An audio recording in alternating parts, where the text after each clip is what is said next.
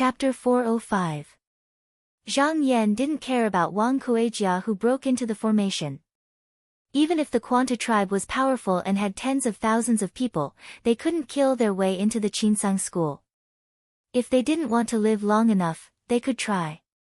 He ordered the mirror spirit to summon the Wang sisters and Tian Kuan. After thinking for a while, he also summoned Yuan Yanhui and Wen Ziyuan. Under the protection of the mirror spirit, he sent them to the formation to practice with Wang Kuejia. The Wang sisters and Tian Kuan had never fought with anyone since they started cultivating. Along the way, they didn't lack any magic treasures or cave residences. It could be said that their journey was smooth sailing. Compared to the hardships that Zhang Yan went through when he was cultivating, it was many times better. However, if they didn't practice hard, they wouldn't be successful. Zhang Yan wanted to use this demon cultivator to train them. Yuan Yanhui and Wen Ziyuan were a little different. Like Lu Yenny, they often went out to kill demons and monsters to exchange for magic treasures and elixirs. They were very experienced in fighting. The difference was that Lu Yenny had to do this because her master wasn't in the sect. She could only rely on herself.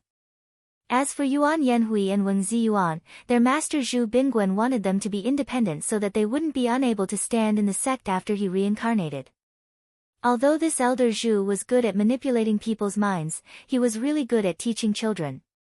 Of course, he didn't obtain this ability out of thin air. Before he took these two disciples, he had a few dozen disciples, and their bones had been buried somewhere long ago. He had expended a great deal of effort in order to teach these two disciples that he was proud of. Hearing Zhang Yan's summons, Wang and Yuan dared not delay for even a moment. They walked out of the cultivation area and entered the main hall with the Wang sisters and Tian Kuan. They crossed the formation door and went to find Wang Kuejia as their opponent. As soon as they entered the formation, Yuan Yanhui saw Wang Kuejia barging around. From his appearance, it was obvious that he was a core formation stage demonic cultivator. Her beautiful eyes lit up and her pretty face was filled with excitement. If it wasn't for the protection of the formation, how could she fight against such a demonic cultivator?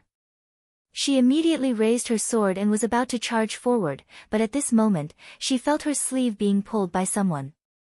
She subconsciously struggled, but she didn't manage to break free. She turned around and saw her senior brother. She couldn't help but anxiously stomp her foot and say, "Senior brother, why are you holding on to little sister?"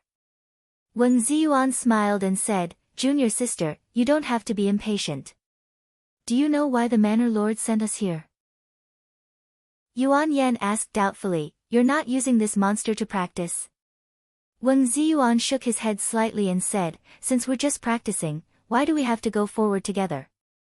Isn't that against the Manor Lord's original intention? The Manor Master ordered us to come here with his 3 disciples. He wants us to take care of them from the side." Although Yuan Yanhui had a fiery temper, she was also very smart. After Wen Ziyuan's reminder, she immediately understood that the two of them weren't the main characters today. She couldn't help but feel discouraged. She curled her lips and restrained her sword chi a little.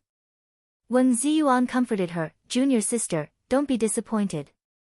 With the Manor Lord here, if we can gain his trust, we won't have to worry about not having a chance to fight in the future." Yuan Yanhui snorted and turned her head away, saying, "I don't care." Wen Ziyuan saw that she was rubbing her toes on the ground and occasionally glancing in the direction of the demonic cultivator. How could he not see that she wasn't speaking the truth? He couldn't help but find it funny. But even when he was talking to Yuan Yanhui, his attention was always on the Wang sisters and Tian Kuan. If there was any danger, he would immediately lend a helping hand. Zhang Yan knew the situation inside the formation like the back of his hand. When he saw Wen Ziyuan's action, he knew that Wen Ziyuan understood his intention. He nodded secretly and felt that Wen Ziyuan could be useful. With the protection of the mirror spirit and the help of Yuan and Wen Ziyuan, he didn't need to worry about the safety of the Wang sisters and Tian Kuan at all. So he withdrew his mind and talked to Luo Xiao, listening to her talk about what happened in the demon clan. However, after he heard this, he frowned and said in a deep voice, "Fellow cultivator Luo, are you saying that Quan He not only destroyed those sects, but also used the people he captured from the Donghua continent as rations?" Luo Xiao sighed and nodded, saying that Chuanhe takes pleasure in eating people. When he is in a mood, he will eat hundreds of people at a meal. If something good is good, it must be good. The tribes under his command also have the same behavior. In the world, humans were the most intelligent of all creatures. Those demons who had not yet transformed deeply believed that eating humans could help them improve their cultivation. Whether it was useful or not, as long as there was blood food, they would eat it. But after tasting the taste, even if their cultivation increased in the future, they couldn't get rid of the bad taste of the tongue. They would feel greedy if they didn't eat humans for a day. In the past, there were cultivators from Xianmen who went out to kill these ferocious evildoers. But now, no one paid attention to them and they became even more unscrupulous. Luo Xiao was a relative of the old demon Luo Mengzi and had an extraordinary background. Ever since she transformed, her speech and behavior were no different from that of a human cultivator. She also couldn't stand such beastly behavior. But when she was in the Quanta tribe, her words didn't carry much weight and she couldn't stop them. Zhang Yan's eyes flickered slightly. He said firmly, "Such a vicious and evil demon tribe cannot be left alive. We must take the initiative to destroy it. Taoism friend Luo, I will end the karma between you and this demon tribe." Luo Xiao originally took this disciple over and there would be a time when this matter would be settled. Of course, at that time, maybe Luo Xiao would take action, or maybe her disciple would do it herself. She had never thought of letting someone else do it. However, after hearing Zhang Yan's resolute and decisive words, she stood up and bowed gracefully, saying, "I will listen to Master's decision on this matter." Zhang Yan nodded and said, "Taoism friend Luo, you have been busy for a long time. Go and rest first."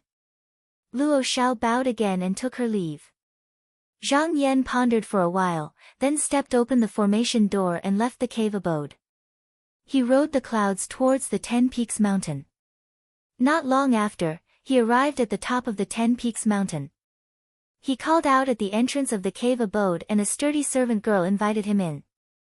Hu Xian was holding a book in his hand and reading it attentively.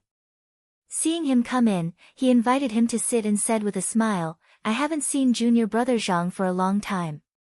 I wonder what you have come to teach me today." He guessed in his heart that Zhang Yan had come for the sake of the disciple that was holding down the fort in that small sect. This wasn't strange at all because everyone knew the benefits of it, and there had been many people that had come looking for him earlier in hopes of obtaining a share of the spoils. Unexpectedly, after sitting down, Zhang Yan didn't talk about this matter. He couldn't help but be surprised. When he heard that the demon tribe from the North Underworld continent ate living people and even destroyed a few sects, Hu Xian's eyes suddenly changed. He was a person who was extremely good at seizing opportunities. He immediately saw that there was something to be done. After more than 2 years of planning, the matter of supporting the small sects had already made some headway. However, although those sects had expressed their intention to get close to them, they had never truly agreed. They were still somewhat hesitant. It was obvious that they wanted to obtain some benefits first before putting in any effort. How could Hu Xian allow this opening? If one clan gave benefits, then all the other clans would have to do the same. Even though the Yutzang sect was a large sect of Xianmen, it did not have many cultivation items for free. Even if he was the leader of the top 10 disciples, it was impossible for him to squander them and use them as a favor. He gradually lost his patience with this. Previously, he had used gentle methods and spoke kindly to the various sections.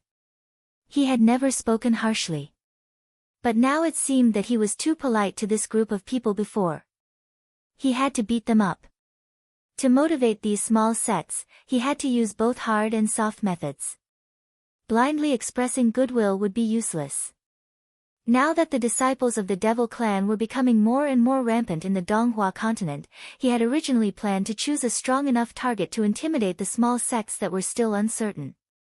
But now that the other 9 major sects were holding back, he was also hesitating whether the Qinsang school should be the first to step out. But if he started with the demon tribe, he wouldn't have to worry about this. He wouldn't have to immediately go against the devil clan, and he would have a suitable excuse. Zhang Yan's suggestion was exactly what he wanted. In the blink of an eye, numerous thoughts flashed through Huxian's mind. But at this moment, he suddenly came to an understanding. Obviously, Zhang Yan had noticed the reason behind this, so he seized the opportunity to give him a countermeasure. When he thought of this, he sighed in his heart. Zhang Yan had given him such an idea, and it could be considered that he had completely repaid the favor of giving him the purple abundance astral sand. Next time, it would be slightly difficult for him to ask Zhang Yan to help him. He shook his head, calmed his thoughts, and said in a low voice, "Junior brother is right. These few demon tribes dared to attack and kill the disciples of the Xianmen sect. Our Qinsang school, as a major sect of the Xianmen sect, cannot ignore such evildoers. We must eliminate them." After saying this, he looked at Zhang Yan and said, "But how do we eliminate these 3 demon tribes? Junior brother, do you have any ideas?" In the past 10,000 years, the Qinsang school had fought against the demon cultivators of the Northern Darkness continent many times. These 3 demon tribes were naturally not in Huxian's eyes. He only needed to send a few capable disciples to eliminate them. But if Zhang Yan had other plans, and he unintentionally disturbed them, then it would not be good. Therefore, he had to ask in advance. Zhang Yan smiled and said, "Junior brother, I don't have any ideas. If it is possible, we can bring the disciples of the small sects on this trip. It will be good to let them see the methods of the Qinsang school." Huxian took a deep look at Zhang Yan and thought to himself, "Junior brother Zhang must be doing this for the sake of his own reputation. Looks like his ambition isn't small." However, with junior brother Zhang's lifespan and natural talent, it probably won't take him 100 years to reach my current position.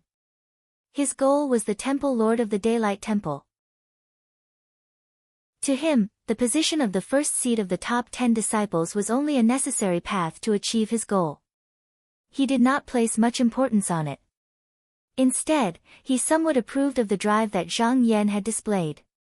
He thought that he had seen through Zhang Yan's intentions. But Zhang Yan had solved a problem for him. Now that he was in a good mood, he did not have the heart to stop him.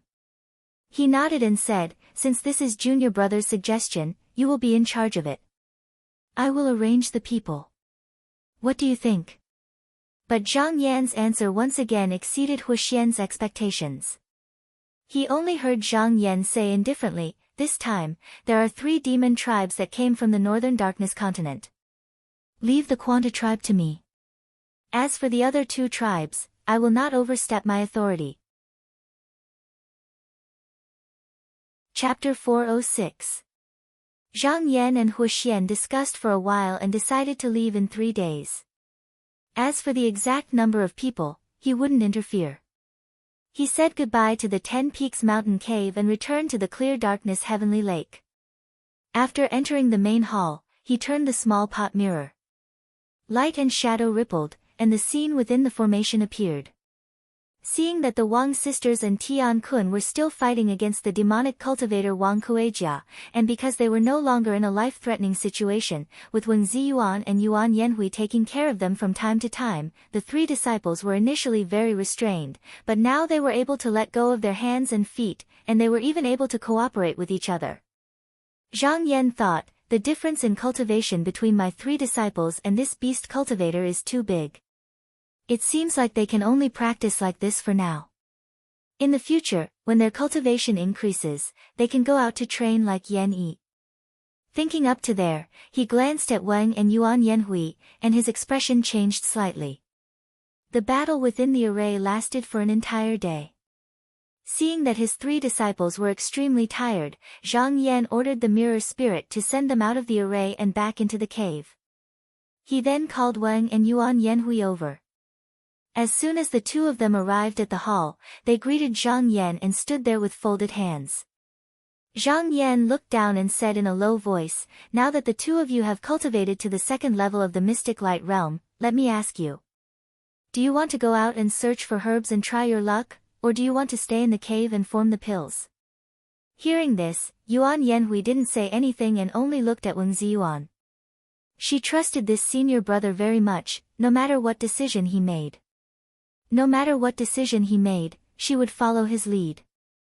Logically speaking, the master and disciple lineage of the Yucang sect should have gone out to look for herbs, but Wang Ziyuan could tell from Zhang Yan's words that there was another option. They could condense the pill in this cave abode, and the manor lord would provide the external herbs they needed. Now, all he had to do was say the word, and the pill would be within his reach. This would save him a lot of effort. This was how shrewd Wang Ziyuan was. He couldn't help but be tempted. However, he was a calm and wise person after all. He felt that if they obtained the external medicine now, it would seem that they had taken less detours and gained a lot of advantages, but in reality, it was very likely that it would cause Zhang Yan to think that the two of them did not have a firm heart to cultivate. Perhaps he would not give up on them, but in the future, he would definitely not value them. This was losing the big picture for the small. On the other hand, if he gave up on the shortcut and chose to search for medicine, although it would be more twists and turns, he would be able to obtain more benefits in the long run. He didn't think for long before he came to a decision. Suppressing the temptation in his heart, he cupped his hands and said, "Manor head, if it's possible, please let us go out to search for medicine." Zhang Yan's eyes were calm as he said, "Have you made up your mind?" He had missed the opportunity. Then there won't be any more. Wang Ziyuan bowed and said, "I have decided." Since he had already made up his mind, whether it was right or wrong, he would not change it. Zhang Yan said expressionlessly, "If that's the case, I will order Zhang Jing to give the two of you a talisman later. You can go back to your cultivation place and go out to search for medicine at any time." He waved his sleeve. A gust of wind blew in the main hall, and in an instant, the two of them were pushed out of the main hall. When the two of them came back to their senses, they were already outside the main hall. Yuan Yanhui's brows furrowed in worry as she asked, "Senior brother, is the manor head blaming us?" Wang Ziyuan smiled and said confidently, "Junior martial sister, it's the opposite. We have chosen the right path. If the palace lord blames us, why would he give us the talisman?" Yuan Yanhui tilted her head and thought about it. She felt that it was reasonable and said happily, "That's true." Since Wang Ziyuan entered the manor, although he looked relaxed on the surface, he was living under someone else's roof after all. His heart had been trembling as if he was walking on thin ice, for fear of doing something wrong. But now he calmed down a little. He let out a long breath and said in a relaxed tone, "Junior martial sister, go back and pack up. We will go out to search for medicine." Yuan Yanhui seemed to be infected by his mood. She smiled charmingly and said, "Yes, senior martial brother." After Zhang Yan dismissed the two of them, he shouted and said, "Zhang Jing, bring me the monster cultivator." The mirror spirit took the order and activated the mountain guarding formation to move a little. Then, Wang Kuejia was sent out and thrown into the main hall. Wang Kuejia was fighting with several juniors. Every time he attacked, he was protected by the formation. He was full of anger and had nowhere to vent it. Suddenly, the scene in front of him changed. His head was heavy and his feet were light. He fell to the ground. When he crawled up, he raised his head and saw Zhang Yan sitting in the middle of the hall. He immediately knew that Zhang Yan was the master of the hall. He shouted loudly and relying on his thick skin and thick flesh, he rushed forward and threw a punch towards Zhang Yan's face. Immediately the hall was filled with a whistling sound and a fierce gust of wind surged, pressing down on Zhang Yan. Zhang Yan sneered. He raised his hand and grabbed Wang Kuejia's fist. With a little force, he flipped Wang Kuejia over. Wang Kuejia was dizzy from the fall, but he didn't want to admit defeat. He howled at the sky and twisted his body, stirring up a fishy smell on the ground. In the swirling black wind, an ironback blue wolf with erect ears and a long snout, white fur and brown eyes appeared. There was a hint of cruelty in its fierce eyes. It paused with its 4 claws, stepped on the smoke, and pounced again. But this time, before it could even get close, Zhang Yan just flicked his finger, and a dozen drops of dark heavy water shot out like pearls, and they struck Wang Kuejia's body in succession, causing numerous muffled bangs to resound out. Even though Wang Kuejia cultivated in the path of strength and had a sturdy body, he was unable to endure such an impact. Not only did bloody holes appear all over his body, even his iron bones were on the verge of breaking. This round of attacks from Zhang Yan had forced him to retreat more than 10 feet away. Just now, Wang Kuejia stopped. He shook his body, and his wounds instantly closed. He stared at Zhang Yan. Only then did he realize that this person in front of him was not someone to be trifled with. He didn't give up. He rolled on the ground and stood up again. With a shake of his hand, a pair of copper whips appeared out of nowhere. He held them in his left and right hands. With a laugh, his body suddenly grew to 30 feet tall, like a giant.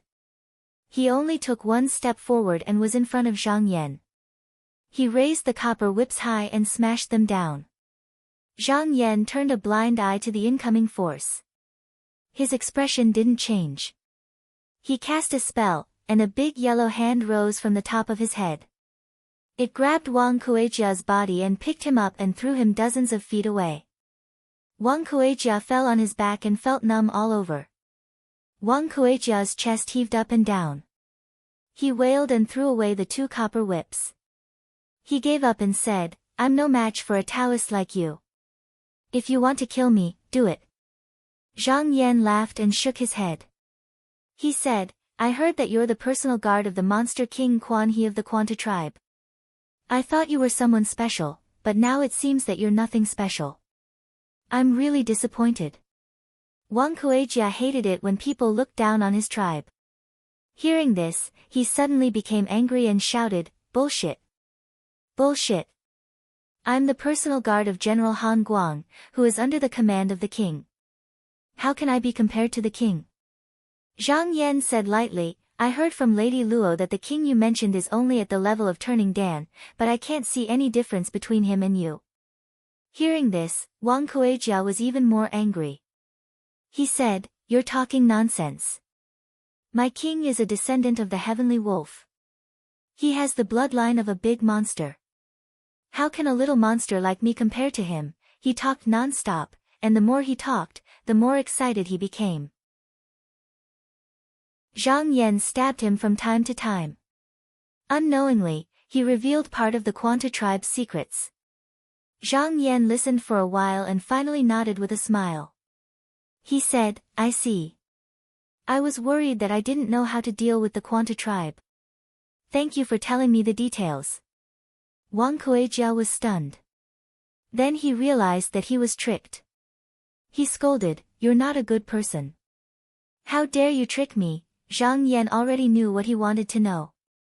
Wang Kuejia was no longer useful in front of him. He didn't want to argue with this kind of monster.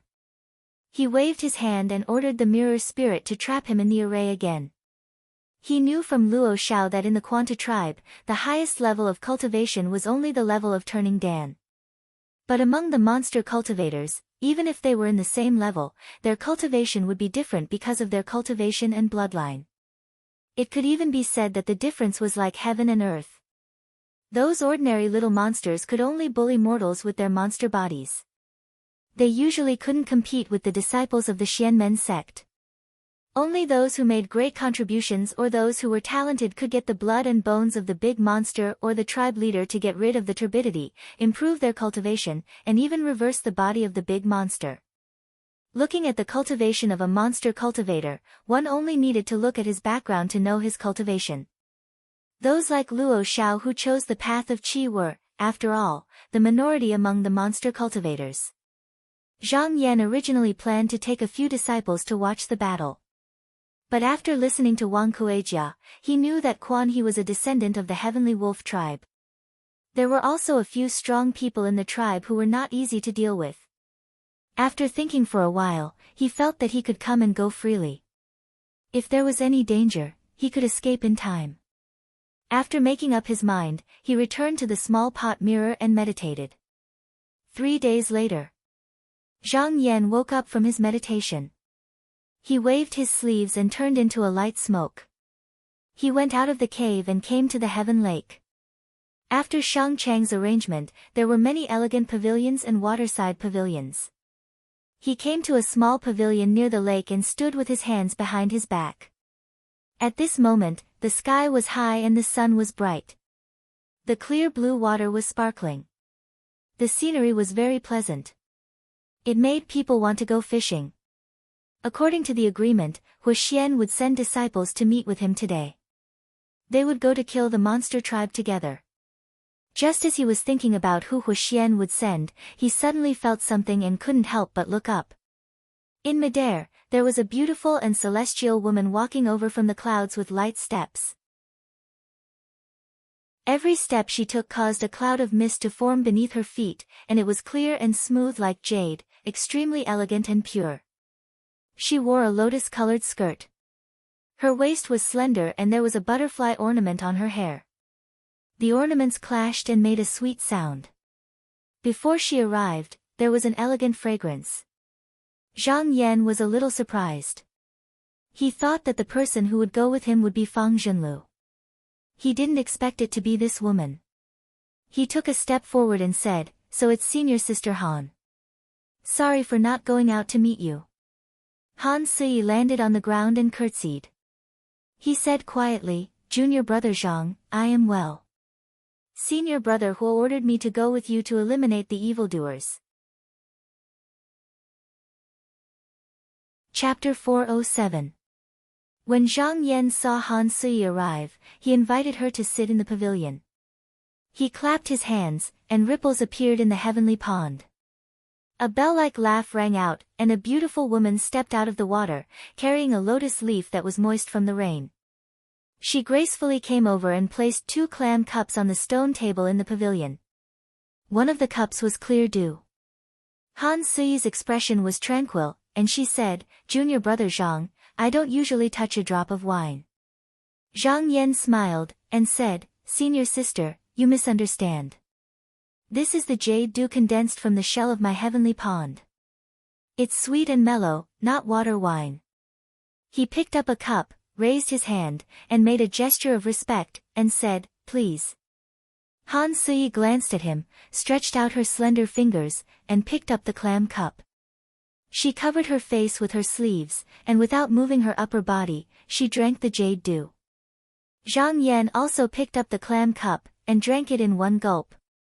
After Han Sui drank it, she suddenly felt a cool and refreshing feeling spread through her body. Her body became light, and her mind became clear. She praised, and said, "Not bad."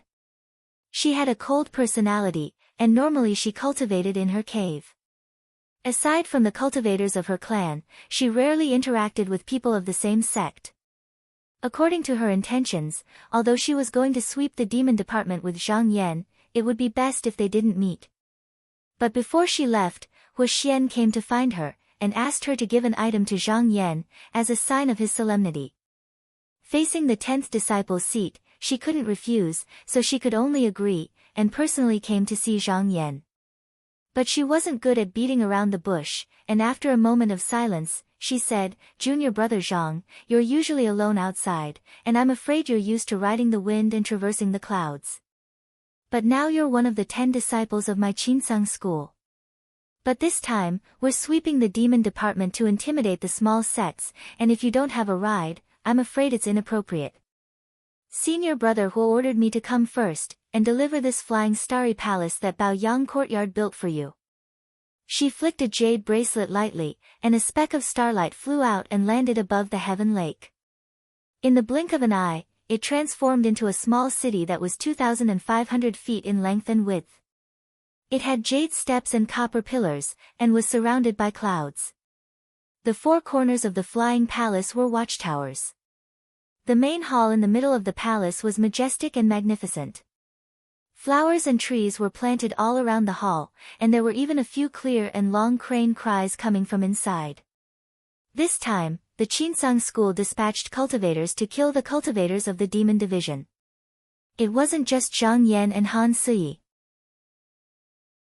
Aside from the disciples in the sect, there were also disciples from smaller sections. They were the face of Qinsang's school, so they couldn't be too shabby. Zhang Yan glanced at it and did not decline. He cupped his hands and said, "Then it would be impolite for me to refuse." Han Si completed Hu Xian's task and was about to leave. He asked, "When will junior brother depart?" Zhang Yan smiled and said, "Senior sister Rushi is fine. I'll make some arrangements and then we'll set off." Han Si did not say anything else. She stood up and bent her knees. She stepped on a cloud of smoke and flew into the sky. At this moment, a magnificent flying palace with colorful flowers hanging on it floated out of the clouds. She waved her sleeves. She waved her sleeves and disappeared. Zhang Yan noticed that there were many ships following the flying palace. They were densely packed, and there were probably more than 100 of them. They were all emitting light and smoke, which spread for more than 100 miles. Other than that, there were also many feathered knights riding on cranes and riding beasts. He roughly estimated that there were about 500 to 600 disciples in the sect, and that didn't include the cultivators from the smaller sections. Looking at the formation, Hu Xian took this matter very seriously. It was the first time he had sent disciples out on an expedition. It was possible that there were elders with higher statuses than him and Han Si. Zhang Yan sat for a while longer and drank a few more cups of rain and dew. Then, he stood up and soared into the sky, heading for his flying palace. After he got on the flying palace, he went straight to the main hall. He crossed the 3 jade bridges in front of the door and entered the hall. He sat in the hall and saw that there were incense burners and bronze cranes. There were cups with pearls on the walls. It was not much different from his cave abode. He couldn't help but sigh. When he went on an expedition to the 3 pools, he followed Fan Chongqing there and sat in a flying palace like this. He didn't expect that after so many years, he would also have one. However, Fan Chongqing's flying palace was built by the Spiritual Mechanism Institute. Although the shape was similar, it was actually very crude. As for his, it was specially built by the Baoyang Institute for the top 10 disciples. Only the top 10 disciples could sit on it. It was unknown how much more majestic it was than the one Fan Chongqing sat on. After the sex competition, the Baoyang Institute started building this item. However, the institute was controlled by the aristocratic families. If Zhang Yan wanted to smoothly take this item, he would have to go through some trouble. But this time, under pressure from Hu Xian, he reluctantly took it out. With this item in hand, the demon division was in an invincible position. Even if there were Yuanying cultivators in front of him, he would be able to hold them off for a while. Zhang Yan looked to his left and right and realized that it was rather deserted if he was alone. Moreover, if he were to leave the palace, he would have to leave someone behind to guard this place. After thinking for a while, he picked up a brush and wrote a letter. Not long after, Shang Chang came in with a dozen servant girls and strong men. After entering the hall to greet him, they dispersed. They lit the incense burners, lifted the pearl curtains, and sprinkled dew. After tidying up, the hall was no longer cold. It became warm and harmonious. When Zhang Yan saw that they had tidied up, he picked up the talisman in front of the main table. He activated it, and the starry flying palace made a loud noise. It rose from the ground and rushed into the clouds, taking the lead. Seeing that his flying palace had moved, Han Si's flying palace followed suit. It took hundreds of cultivators to the northwest of the East Flower Continent. The only time the Dark Azure sect had made such a move with such great fanfare was during the expedition to the 3 pools all those years ago, and it instantly drew the attention of the various sections. There were also many great cultivators that shot their gazes over as they guessed exactly what they were doing. But Hu Xian had planned to do this. He wanted to build up his reputation, so the bigger the commotion, the better. As for whether or not the 3 tribes would retreat to the North Ocean continent after learning of this, there was no need to worry. No matter how fast they traveled on the ground, could they be faster than the flying palace? 10 days later, the 2 flying palaces arrived at the bank of a large river. Zhang Yan was familiar with the geography, so he knew that this river was called the Shang River. 1,000 miles north, there were mountains and rivers. It could be considered the natural boundary between the East Flower Continent and the North Ocean Continent. According to what Luo Xiao said, the three groups of demons were loitering around this place. But when he looked around, he saw that there was no one on the plains north of the river. But looking at the messy traces left behind, it also showed that there were at least tens of thousands of people staying here a few days ago. He thought to himself, could it be that the demon tribes returned to the North Ocean continent? At this moment, Shang Chang came to the hall and reported, "Master, there is a demon cultivator outside the flying palace. He said he was appointed by the Xian men to guard the river here. He has something to report to you." Zhang Yan was about to ask about the whereabouts of the three demon tribes. Hearing this, he thought, I forgot about this. This person came at the right time. In this river, there were many demons. Although they were also demon cultivators, they were subdued by the Xian men long ago. They were given talismans to guard the river and the gate. Usually, they enjoyed the offerings of the people on the shore. Zhang Yan was used to being alone, so he did not think of them just now. So he nodded and said in a low voice, "Call him in." Not long after, a black-faced fish demon with a worried face entered the hall under the guidance of Shang Chang. When he saw Zhang Yan, he knelt on the ground and said in a trembling voice, "Little demon, Ming Shi, greets the Qinsang schoolmaster." Zhang Yan took a look and said, "You are the river guardian of this place." Although Zhang Yan's voice was light, in the eyes of the black-faced fish monster, there was a great majesty hidden in it. He didn't even dare to breathe loudly. He kowtowed and said respectfully, "Yes, I am." Although he was appointed by the Xian men, the Qinsang school dominated the north of Donghua. In reality, he only listened to the orders of the Qinsang school. He was also afraid that the Taoists from the Qinsang school would know that Zhang Yan's identity was not simple just by looking at the flying palace, so he was even more careful. Zhang Yan said again, "Let me ask you, where are the demon tribes that were here a few days ago?" The black-faced fish demon said with a trembling voice, reporting to Exalted Master.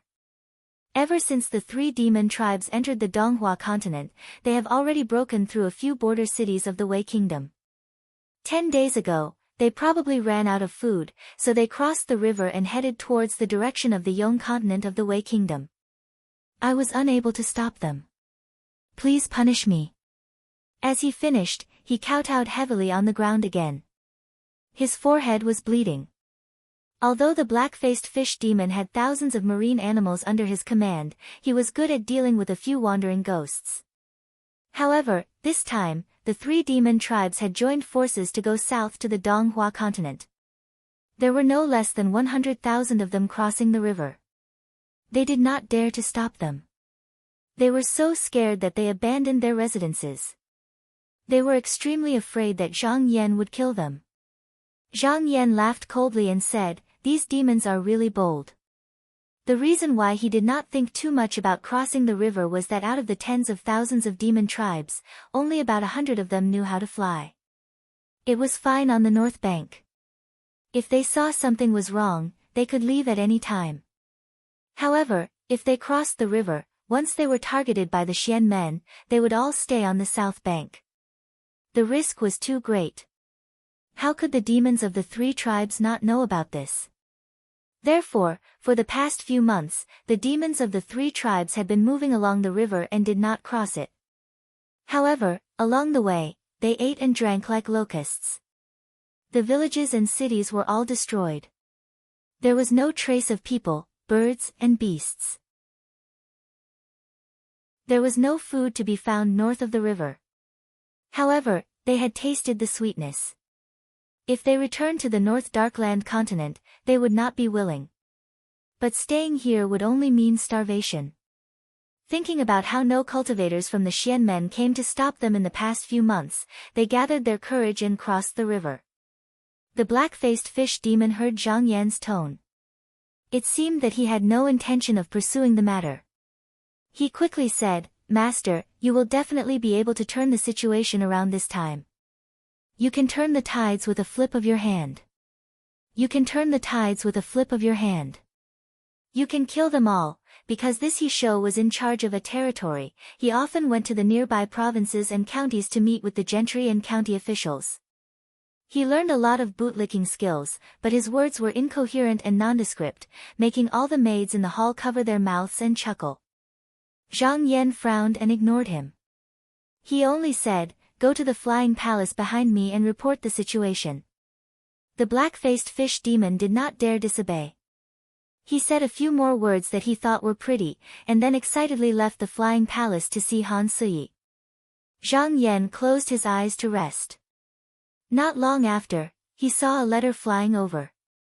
It was written by Han Suyi himself. On it were 6 words, "Killed. Follow the master's orders." After he looked at it, he activated the talisman. The flying palace shook and flew in the direction of the Wei Kingdom's Yongzhou. Chapter 408. There weren't many people on the south bank of the Shanghe River. Most of the trees were tall and ancient. There were only a few mountain paths leading to Wei. However, the army of over 100,000 demons charged forward, regardless of whether there was a path or not.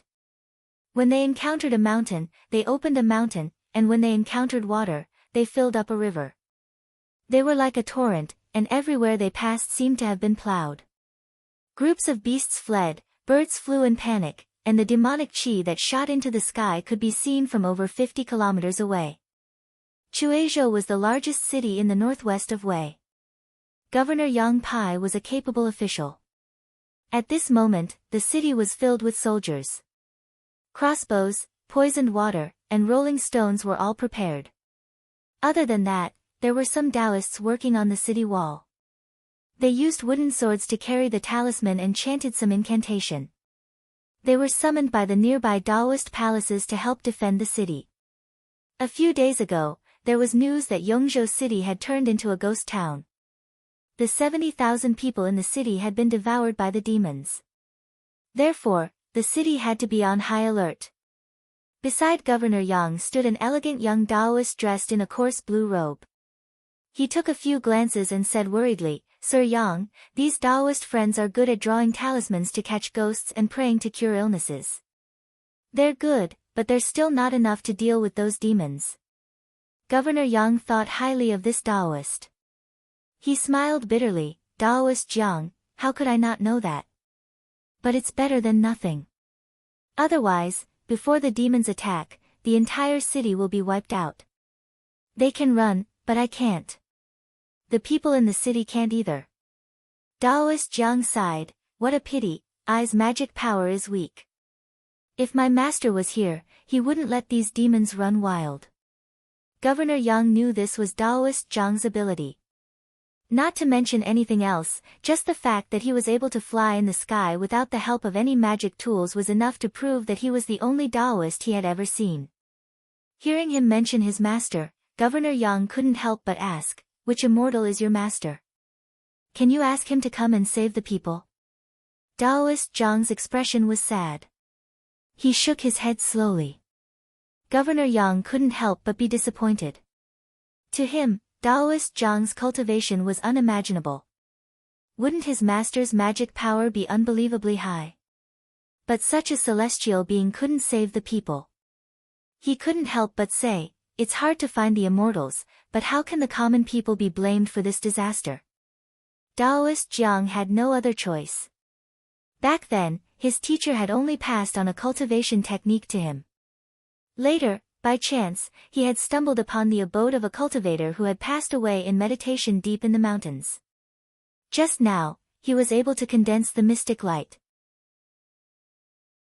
However, he did not know which sect his master was from, nor did he know where he was right now. He only remembered that elegant and majestic figure back then. How was he supposed to answer this? When an advisor saw the governor in such a state, he came up and bowed. "Don't be anxious, sir. This lowly one has a solution. It can stop demons." Governor Yang raised his head in surprise. His expression became somewhat more spirited as he anxiously said, "Since you have an idea, why don't you tell me quickly? The advisor pointed to the surging river 5 miles outside the city and said, Sir, please look. This was the long river, the water surging violently, flowing endlessly. This type of heaven and earth whaley was 10 times greater than that of demons. Send people to dig it up. Before he finished, Yang Taisho's expression changed abruptly. He shouted, Shut up. Since the advisor had come up with this idea, he had already thrown caution to the wind. He was actually not afraid in the slightest. He knelt down with a plop and said, Sir, it's true that the common people's homes can't be protected, but we can definitely stop them from going south. Sir, even if we sacrifice our prefecture, we can still save the people of the world. How could Yang Taisho not know that this method was feasible? However, once the long river was opened, everything within 1,000 miles would become a country of water. It was unknown how many people would die in this flood. Not only that, he would also have to bear this eternal infamy. Even if he went underground, he probably wouldn't be able to rest in peace. No matter how hard the advisor tried to persuade him, he wouldn't listen. He even ordered people to drag him away and use cloth to cover his mouth. At this moment, 50 miles outside of Weizhou City, Monster King Quan He stood on a mound. More than 10 demons surrounded him. Behind him were the demons of Quanta tribe that covered the mountains and plains. He was dressed in a golden robe and looked mighty and strong. His eyebrows were like swords and his eyes were like stars. There was no demonic aura on his face. He looked at the faintly visible long river and said, I heard that this Weizhou city is the largest city in the northwestern region. It has a population of 200,000.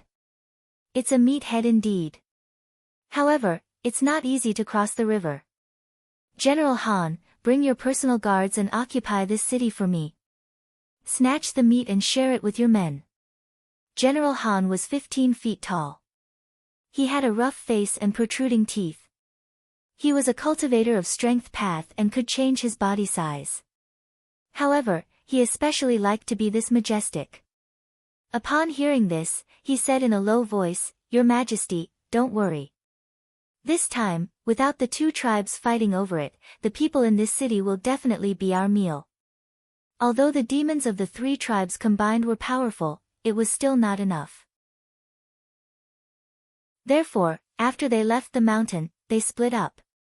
Since Quanta tribe was the strongest, Weizhou city became the meat next to their mouth. General Han casually bowed to Quanta tribe and waved his hand. He brought more than 10 personal guards who could fly, stirred up a fierce black wind and flew towards Weizhou city. Quanta tribe looked at him and suddenly felt a little uneasy. Even though he led the crowd all the way here and the journey was extremely smooth and didn't encounter any obstruction, but crossing the river and going deep into the country of Wei wasn't what he wanted. However, he was the new tribe leader, so if he wanted to convince the crowd, he could only obey the will of the few demon generals in the tribe. However, after crossing the river, if there were Xian men who came to kill the demons, it would be difficult for him to escape unscathed. Just as he was feeling annoyed, the personal guard beside him suddenly pointed to the sky and said, Your Majesty, what's that? Quanta tribe looked up and his pupils shrank. He said, The flying palace of Starry Pivot. His heart couldn't help but sink. What he was afraid of had really happened. Among the Xian men in the north of Donghua, only Qinsang school could have a flying palace. To be able to use a flying palace as a mount, one had to be at least a core formation cultivator. However, what shocked him was yet to come. In the blink of an eye, another flying palace leaped out of the clouds. Behind it, there seemed to be countless flying boats and celestial birds. Seeing such a scene, the demons below were also a little flustered. They said, Your Majesty, it's the disciples of Xian men. What should we do? Quanta tribe said sternly, What are you panicking for? Look at that flying palace, there are only 2 core formation cultivators. Those behind are just there to make up the numbers. We have more than 40,000 people. Even if we double the number, what are we afraid of? When the demons heard this, they felt that it made sense and calmed down a little. Quanta tribe clenched his fists. Only he knew that once Qinsang school made a move, how could they not be fully prepared? This time, they had come with a thunderous attack. Taking a step back, even if he could repel all the enemies in front of him, it would be impossible for them to return to the north bank safely.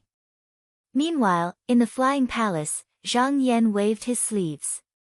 Smoke rose up from the jade steps in front of the palace, revealing the scene below. He stood up and looked down. The demons were like ants, and the ground was like a thick carpet. Tens of thousands of demons couldn't hide their movements at all.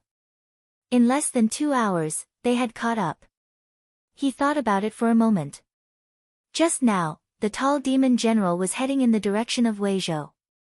Although there were only a dozen or so demon cultivators, it wouldn't be difficult for them to wipe out an entire city.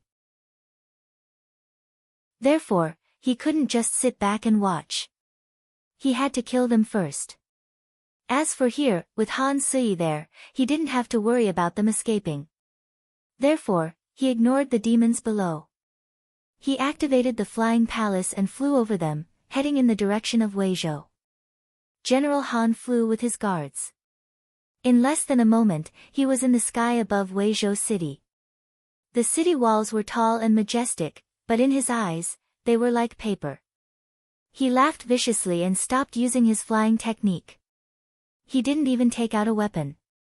He just dropped down from the sky. The people on the city wall were shocked to see a giant demon descending from the sky. Before he even landed, the soldiers on the city wall had already scattered. Daoist Jiang saw that things weren't going well.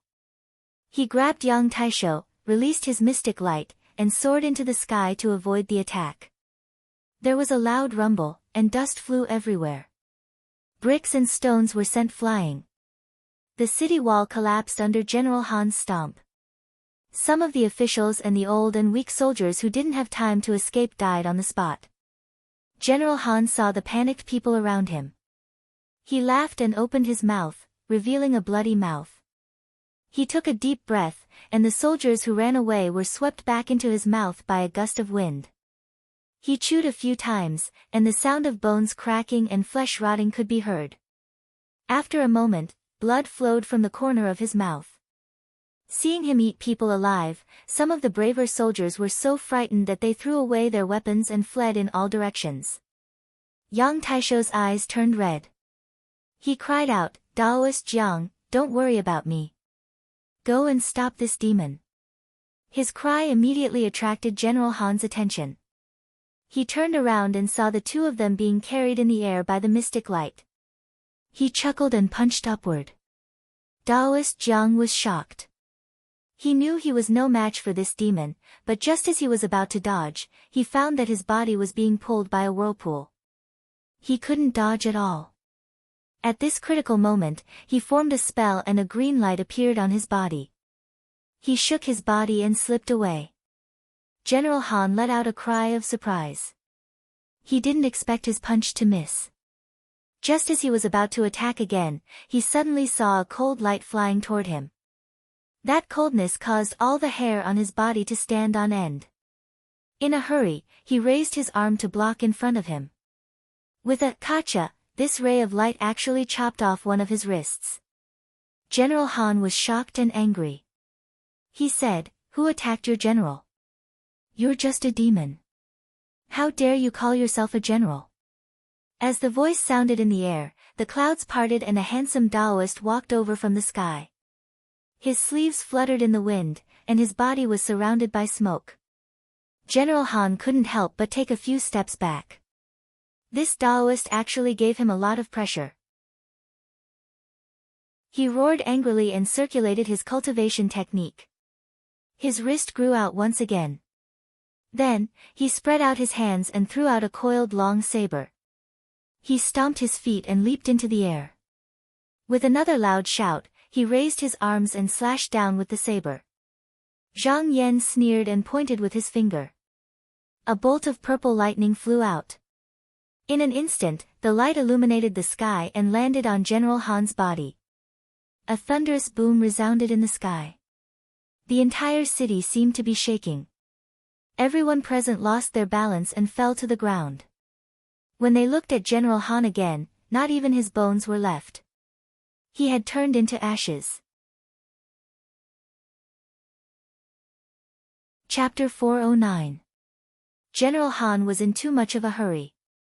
He rode the wind and clouds ahead of them, so his guards were left behind. When they arrived, they just happened to see that Zhang Yan had used a purple firmament thunderbolt to strike him to death, and his flesh and bones had turned into ashes. This scene made them abnormally horrified. After letting out a shout, they desperately flew back. Zhang Yan stood in the air with his hands clasped behind his back. He knew that Han Sui and his men had surrounded them.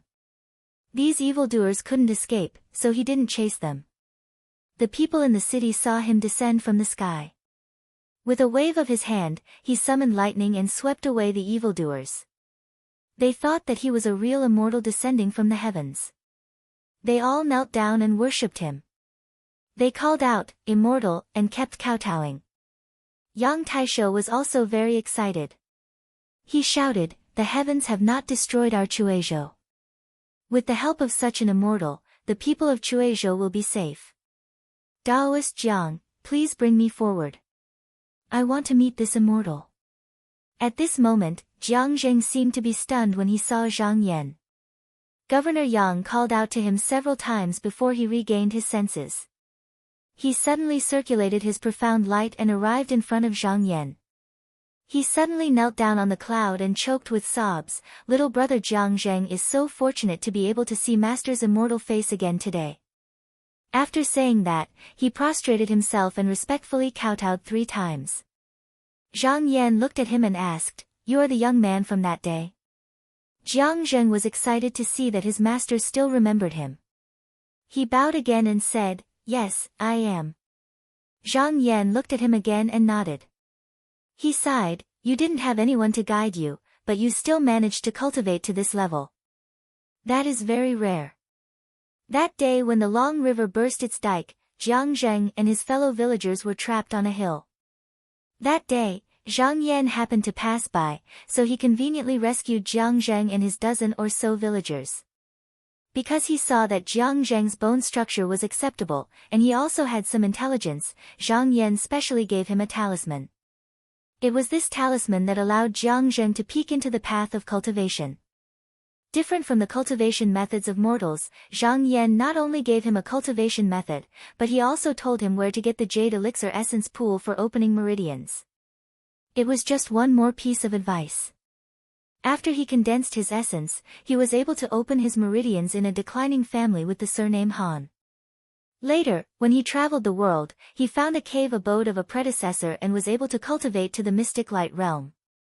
Yang Taisho was shocked. So this Daoist was Daoist Zhang's teacher. He thought that this Daoist must have predicted that his disciple was in trouble and came to help. He could not help but exclaim in his heart that he was extremely fortunate. He carefully sized up Zhang Yan. Although this immortal looked to be in his 20s, he understood that one could not judge the age of a person who could fly in the sky and summon lightning based on his appearance. This Daoist young, but he Daoist was young. He tidied up his attire and bowed solemnly. "Thank you, immortal elder, for protecting us and saving the lives of the people in the city." "How should I address you, immortal elder?" Zhang Yan smiled. Instead of replying, he asked, "Are you the governor of this place?" Yang Taisho quickly bowed and said, "That's me." Zhang Yan's expression was indifferent as he said, "Go and pacify the people in the city. As long as they don't leave the city, I will be able to protect them."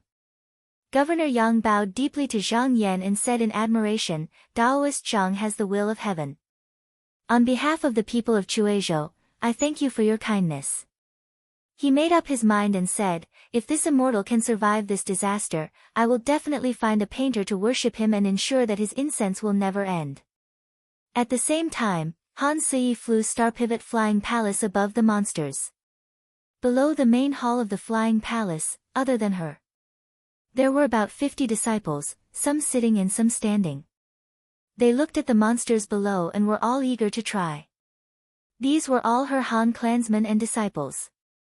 They had followed her on this trip to exterminate the demon tribe in exchange for karma. Han Sui looked around and had a plan. She flipped her wrist and took out a set of formation flags. She ordered, Zheng Wan, bring more disciples. Set up a formation about 100 miles from the east to the west. Hearing her order, a beautiful female disciple came forward to receive the order. She moved quickly and picked about 20 disciples in one breath. Then, she brought them out of the palace to set up the formation. Han Sui's trusted servant girl asked curiously, Mother, why didn't you lock all 4 sides? It wasn't hard to kill these small monsters, but if they escaped into the forest, it would be difficult to eradicate them. Han Sui said calmly, I see that the Demon King has some skill. It's hard to deal with a trapped beast. I'm not as powerful as Senior Brother Du and Senior Brother Shao, and I'm not as powerful as Senior Brother Hua, who has the Chen clan to rely on. It's not easy to train these disciples. Now that the demonic calamity is upon us, we need to preserve some of our strength. We can't die here. If we leave a way out ahead, these monsters won't fight us to the death. A look of understanding appeared on the maidservant's face. She suddenly smiled and said, It's just that with Mother's arrival, it'll be difficult for Manorhead Zhang. He's not like us, coming here alone. I'm afraid he'll be in a mess. Han Sui shook her head and said, That's where you're wrong. I've seen Junior Brother Zhang's power in the competition. Just wait and see. These monsters won't be able to get past him. Monster King Quan had gathered his guards and was ready to lead his people to fight to the death. But when he saw that the people from Qinsang School weren't in a hurry to surround them, and instead scattered, he was stunned. It was just as Han Sui expected. He didn't have the time to think about what they were thinking. He shouted, Children, follow me across the river. They were in an open area with nowhere to escape. If they were to fight here, they would definitely be at a disadvantage. However, as long as they entered the human city, he didn't believe that the Yutsang sect would be able to attack without restraint. At that time, they could disperse their troops and escape separately. They could go to the wilderness or to the densely populated areas. That way, they wouldn't be completely annihilated here. At this moment, the dozen or so personal guards of General Han ran back. They cried miserably, Your Majesty, General Han, General Han. General Han was Quan He's confidant. He thought about the flying palace and felt something was wrong. He shouted, What happened to General Han? General Han was killed by a Daoist's lightning. Fiendish demons were afraid of lightning spells. Quan He's heart skipped a beat when he heard that, but then he asked, Just one person? Did you see it clearly? The guard said, Yes, only one person. Quan He suddenly felt a sense of hope. Since there was only one Daoist blocking the way, it was better than dealing with hundreds of Xianmen cultivators behind him, no matter how powerful the opponent was. No matter how strong the opponent was, even if his magic power was high, he could still lead a few dozen guards. Even if he didn't kill the enemy, he could at least force them to retreat and open up a path for his people. After he made up his mind, he waved his hand and gave the order to move forward. Among the tens of thousands of people, there was a rumbling drum. With the rumbling of the drums, tens of thousands of demons shouted in unison and jumped into the long river, rushing towards the other side. The ferocious momentum and the rolling demon clouds made Governor Yang and his subordinates' expressions change. They were worried that Zhang Yan could stop them all by himself. When Zhang Yan saw this scene, he couldn't help but laugh. Senior Sister Han is quite open-minded. Han Sui's way of handling the situation wasn't good, but it was within the norm. There was nothing wrong with it. If the demons really did rush past him, she would have to bear the consequences. She was confident that Zhang Yan could stop the demons, so she used this method. She was convinced that Zhang Yan could stop the tens of thousands of monsters head-on, so she used this method. Zhang Yan laughed and used his teleportation divine ability. With a single step, he arrived at the bank of the long river and sat down in midair. He shook his shoulders slightly and said, Rise. There was a loud sound and a water light that covered the sky flashed behind him. There seemed to be endless waves that rolled on the other side of the river. Ever since he broke out of his shell, his magic power had more than doubled. At this moment, the true light spread out for more than 10,000 feet. Moreover, the water vapor was endless, stirring up the spiritual opportunity. The water of the long river was like a tide, rolling like it was boiling. The demon cultivators that crossed the river were clueless and didn't know how powerful the divine ability was. They screamed and crashed into the water. They couldn't move the water light at all.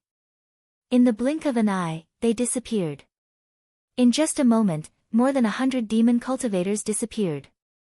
Zhang Yan saw that there were still a few demon cultivators who had come ashore but had not fallen into the trap. He let out a shout and activated his first-grade golden core. Under the guidance of the incantation, the fiendish aura circulating around his body instantly turned into rays of true light, trapping all the fish that had slipped through the net. With his full strength, this streak of true light once again extended over 1,000 zhang. Only then did it stop. The sound of water between heaven and earth was loud, filled with the sound of surging waves. If it wasn't for the fact that they personally saw him casting the spell, they would have suspected that the long river had truly burst its banks. With him blocking the demons that came fell into the trap. Yang Taisho and the others were amazed and thought that this was the work of a god. Jiang Zheng was also dazzled. He walked around the mortal world and came into contact with cultivators from other sections. His instinct told him that the teacher who taught him the technique was not ordinary. He was afraid that it was a cultivator from one of the big sections. Now that he saw it, he believed it. Demon King Quan He's face changed. A demon general next to him advised, "King, this Taoist is strong. Why don't we go back and kill him?" Quan He's face was solemn. Seeing Zhang Yan's technique, he knew that he wasn't easy to deal with. No wonder he dared to block the way alone. But if he didn't get rid of this Taoist, his troops would have no way out. He gritted his teeth and said, "Go back. Can we go back? If we go back, we'll die. It's just one person, what's there to be afraid of?" As he spoke, Han Sui saw that Zhang Yan's attack was so loud. She also came out from the flying palace. She made a spell and jade clouds flew out from her body. They were like drops of water from a spring. They didn't stop and covered a few miles of clear sky. She pointed down and the clouds fell down, chasing after the tens of thousands of demons. The small demons didn't know what was going on and were immediately trapped. When the colorful clouds floated past, they were all lying on the ground. This was one of Qinsang School's divine arts. It was called Illusionary Cloud Jade Smoke. This divine art was good for group battles. Anyone who was touched by the jade smoke, those with weaker cultivation would have their senses blocked and they would faint on the spot. Even those with higher cultivation would be blinded and deaf if they didn't have a way to break the light smoke. They wouldn't be able to tell north from south. They would be at the mercy of the enemy. If the smoke didn't go away, no matter how strong you were, you wouldn't be able to use it. Seeing this, Quan He was shocked and angry. There were strong enemies in front and behind him. His tribe was on the brink of destruction. He didn't have time to think. He released a loud roar, his voice piercing through the horizon. Pressing down with his hand, his body suddenly rose to a height of around 300 zhang. He took a step forward, crossing the long river with just a single step. Raising his mountainous palm, he slapped towards Zhang Yan. "Dear. If you think this site is good, please remember to help me promote it. This site." Chapter 410. Quan He's palm strike had the power to destroy a mountain. He wanted to force Zhang Yan away so that the demons behind him could cross the river and rush into Chuizhou City. Zhang Yan smiled and activated his Xian Qi. A golden hand flew out from the top of his head. At first, it was only 10 feet in size, but suddenly, it grew to more than 300 feet. When it reached the top, it was even bigger than Quan He's body. He held Quan He's palm firmly and said, "Demon King Quan is quite strong, and his temper is quite big too." Seeing that their attack had failed, Quan and the Monster King were not surprised. With a loud shout, they flipped their palms and took out a hexagonal golden hammer from somewhere. They waved it and smashed it towards Zhang Yan's head. Zhang Yan circulated the Xian Huang giant palm and met the attack head-on. The might of the Xian Huang giant palm was too great. With a single strike, the Xian Huang giant palm crumbled apart, turning into a clump of yellow mist. Governor Yang and the others who were watching the battle from the watchtower exclaimed in shock. Quan He thought that he had found an opportunity. Although his body was huge, his movements were not slow. He only lifted the golden hammer a little before smashing it down with all his strength. Zhang Yan's expression did not change. He calmly took out a spell and a yellow true light rushed out from the top of his head and collided with the golden hammer. As soon as the two collided, there was a loud explosion. Zhang Yan's body couldn't help but sway, while Quan and the Demon King only felt a strong force coming from their hands. Even with his extraordinary strength, his wrist hurt from the rebound. His body leaned back and he took half a step back. Quan He and the demons behind him saw that their king seemed to be at a disadvantage and roared. Immediately, more than 10 demon generals leaped into the air and rushed over. They wanted to make things difficult for Zhang Yan. These demon cultivators were all wearing helmets and armors. They were armed with weapons and dressed like ordinary generals. Their cultivation was also not bad, all of them were in the core formation realm. If they were warriors, it would be hard for them to not be defeated under the siege of more than 10 peers, not to mention staying where they were. However, Zhang Yan's method was orthodox and his core formation was first grade. With the strength of his core evil, there were very few peers in Xianmen who could be on par with him. Thus, he showed no fear and laughed, "You came at the right time." He scattered the water element true light and a watercolored light shot up into the sky. It was like a barrier in front of him. The two oncoming demon generals could not stop in time. They immediately fell in. The remaining demon generals were shocked. How could they not know how powerful it was? They immediately stopped and took out their divine weapons from tens of feet away. At this time, Quan He had already recovered his breath. He raised his hammer and swung it again. This time, it was a horizontal sweep. Suddenly, a muffled sound of breaking through the air erupted. Immediately, there was a muffled sound of the air breaking. Zhang Yan sneered. The golden hammer fell right on top of the brilliance, but his body only trembled slightly before stabilizing again. He was actually not injured in the slightest. He flicked his sleeves, and the aqua light rose again. The moment those divine weapons fell into the water, they were swept away by the water and disappeared without a trace. The demon generals panicked when they saw their weapons falling into the enemy's hands. They desperately tried to use their spells to take back their weapons.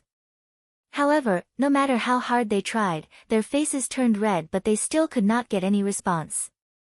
Up until now, Zhang Yan had been sitting cross-legged. But at this moment, he slowly stood up and stood on top of the cloud. The yellow mist above his head retracted, and the golden hand reformed. He coldly said, "Since you've come, there's no need for you to leave. All of you can stay." Demon King Quan He saw that something was wrong and shouted, "Retreat." Just now, he was about to wave his golden hammer. However, Zhang Yan stomped his foot and the water element true light surged over. Quan He suddenly felt as if he was being pulled by a tide, as if he was going to be dragged in. He hurriedly stabilized his body and couldn't be bothered to take care of those demon generals. At the same time, Zhang Yan stretched out his hand.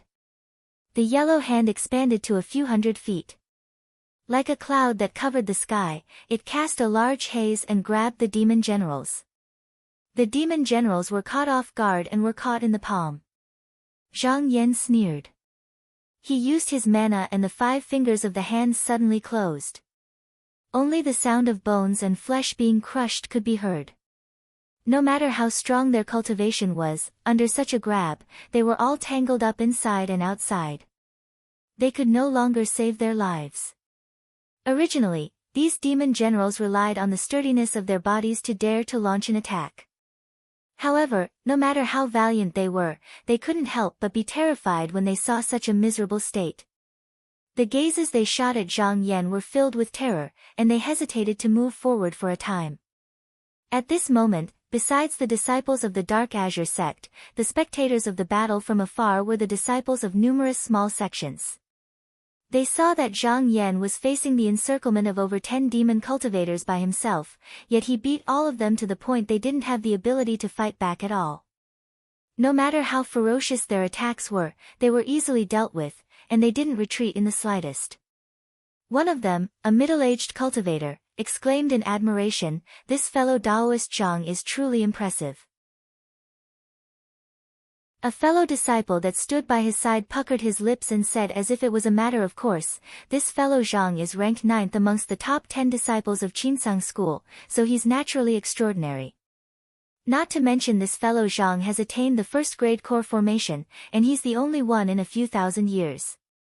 He's truly surpassed us by too much, so it's not surprising that he possesses such ability." The middle-aged cultivator from before sighed. He usually thought highly of himself. Even though he'd heard of how formidable the top 10 disciples of Qinsang school were, he'd never experienced it for himself. So he'd always thought that even if they were superior to him, it wasn't difficult for him to catch up to them. But now that he'd experienced it for himself, he really couldn't be compared to them. These demon generals were practically defenseless in front of Zhang Yan, but if they fought him, it would take a lot of effort to take him down. If he had to fight 2 of them, he could only think of ways to kill one of them, and that was under the premise that they didn't have any treasures with them. Song Hong from Linqing Monastery had come with the crowd. He'd met Zhang Yan once before, and now that he saw the figure in front of him, his clothes fluttering in the wind, he couldn't help but sigh. He thought to himself, Qinsang school is indeed a great sect with 10,000 years of history, and its foundation is deep. If someone like senior brother Zhang is ranked 9th in the sect, I wonder how powerful the others who are ranked above him are. He subconsciously glanced at Han Siyi. When this woman attacked, it was like the autumn wind sweeping away the fallen leaves. She'd made hundreds and thousands of small demons collapse to the ground. She was also very powerful. She was also very methodical. Up until now, all the movements of the Quanta tribe had been under her control. She was quite good at strategizing. But from what everyone could see, no matter how many times Han Siyi attacked, she was only dealing with small demons. Zhang Yan was fighting the Archfiend King and a group of demon generals by himself. Compared to him, Han Siyi's performance was a bit lacking. Hu Xian had written a letter to the head of Linqing Monastery, saying that he could help the sect fight against the demons together.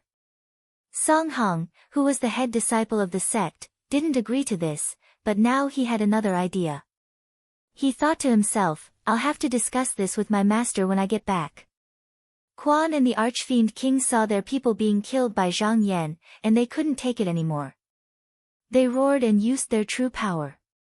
He opened his mouth and spat out a bright light.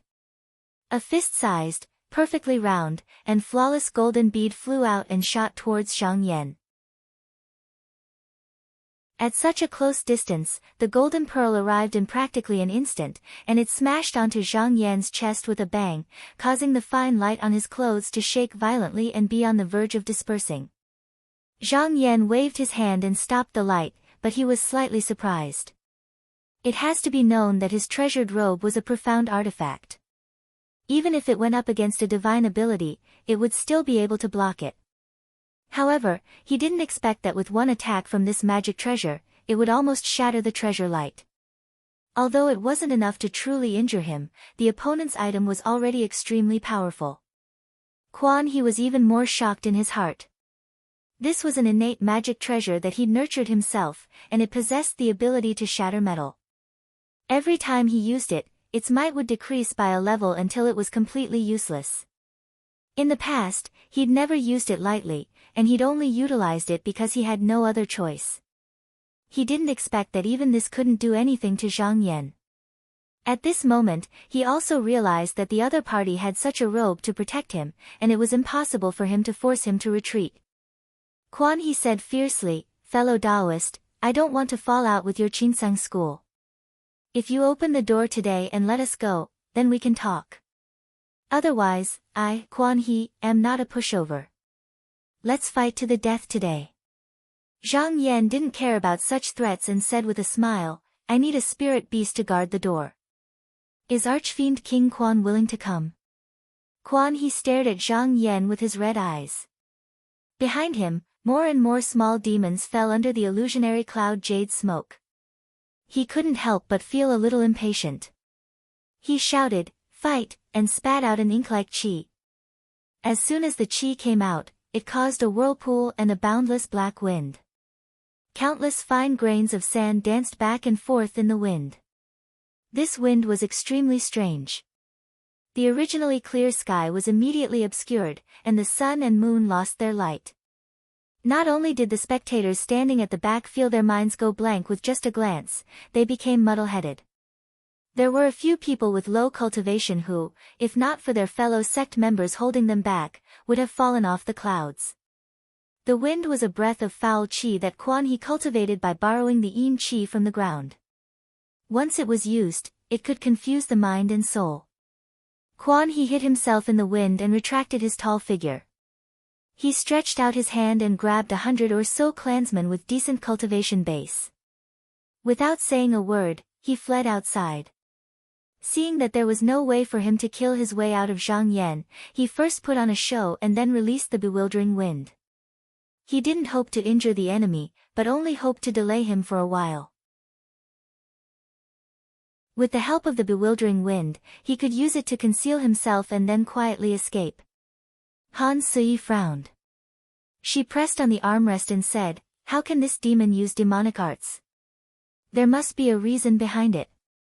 If it was 3 years ago, Zhang Yan wouldn't have many ways to deal with the black wind.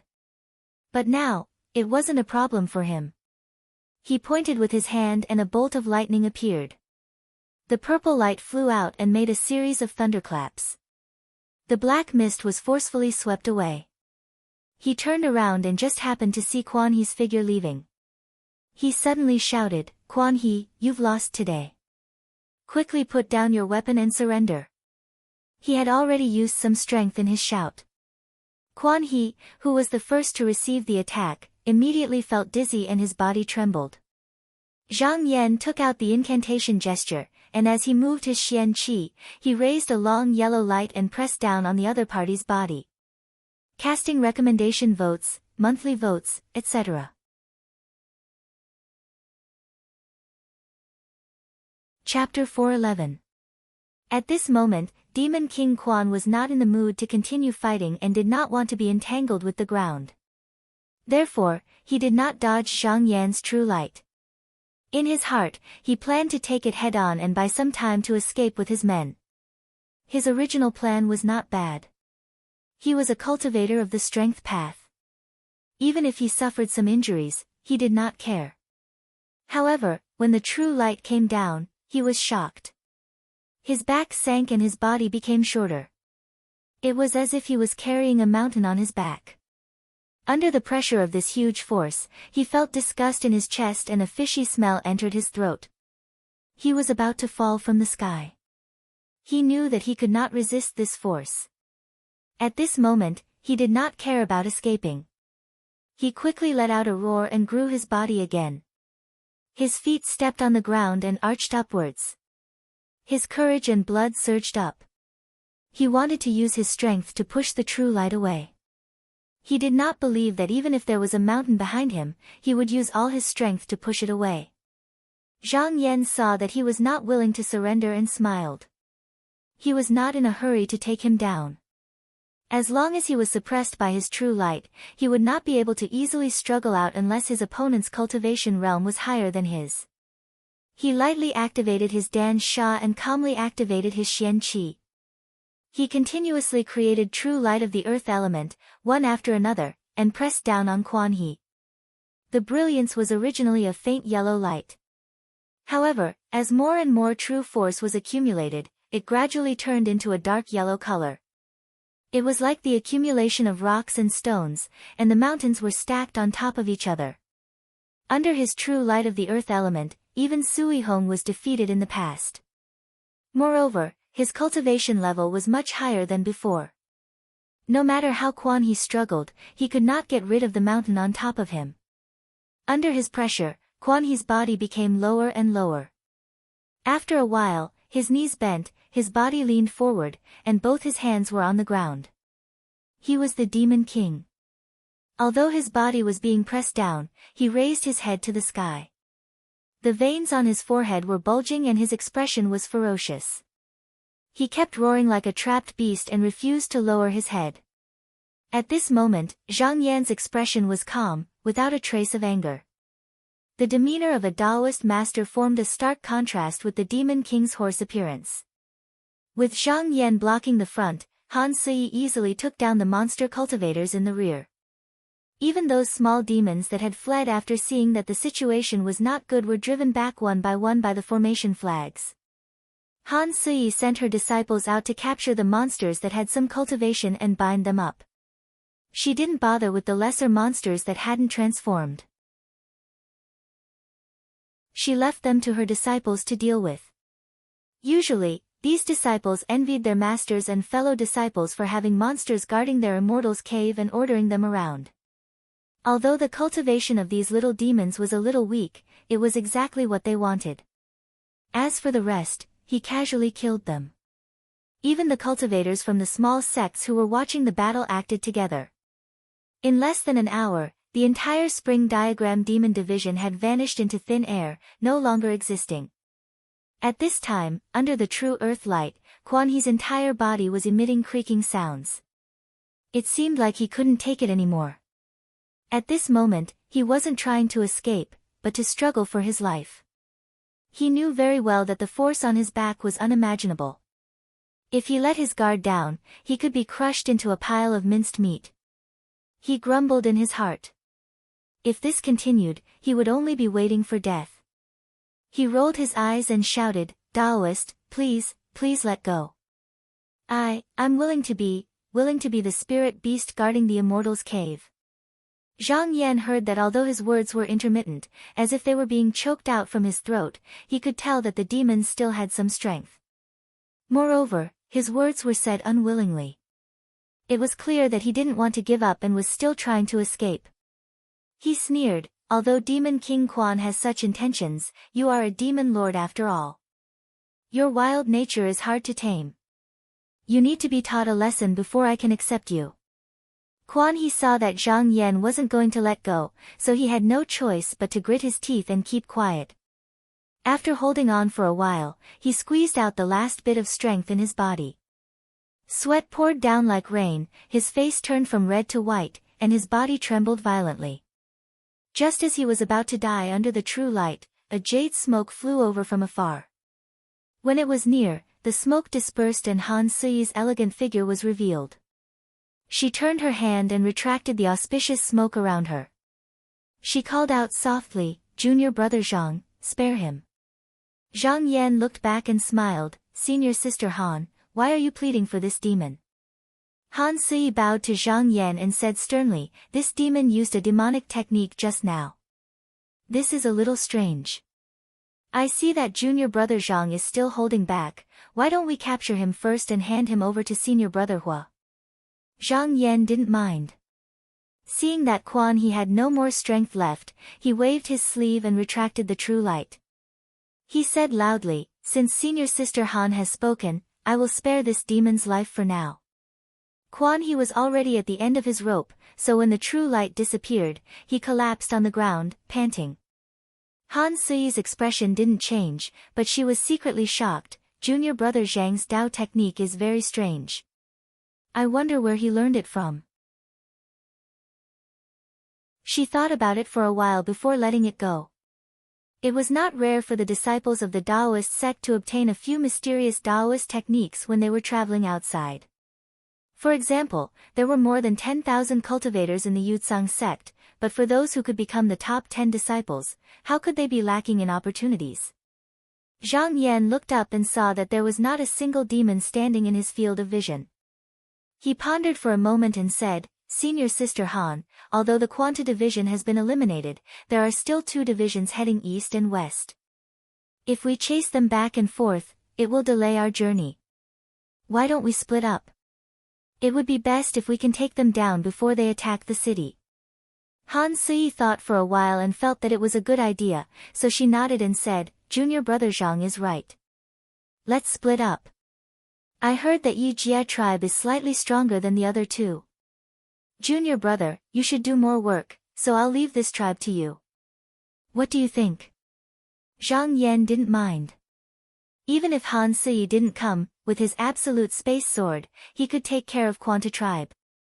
It would just take a little more effort. Dealing with Yi Jie tribe, which was weaker than him, was a piece of cake. He nodded and said, that's good.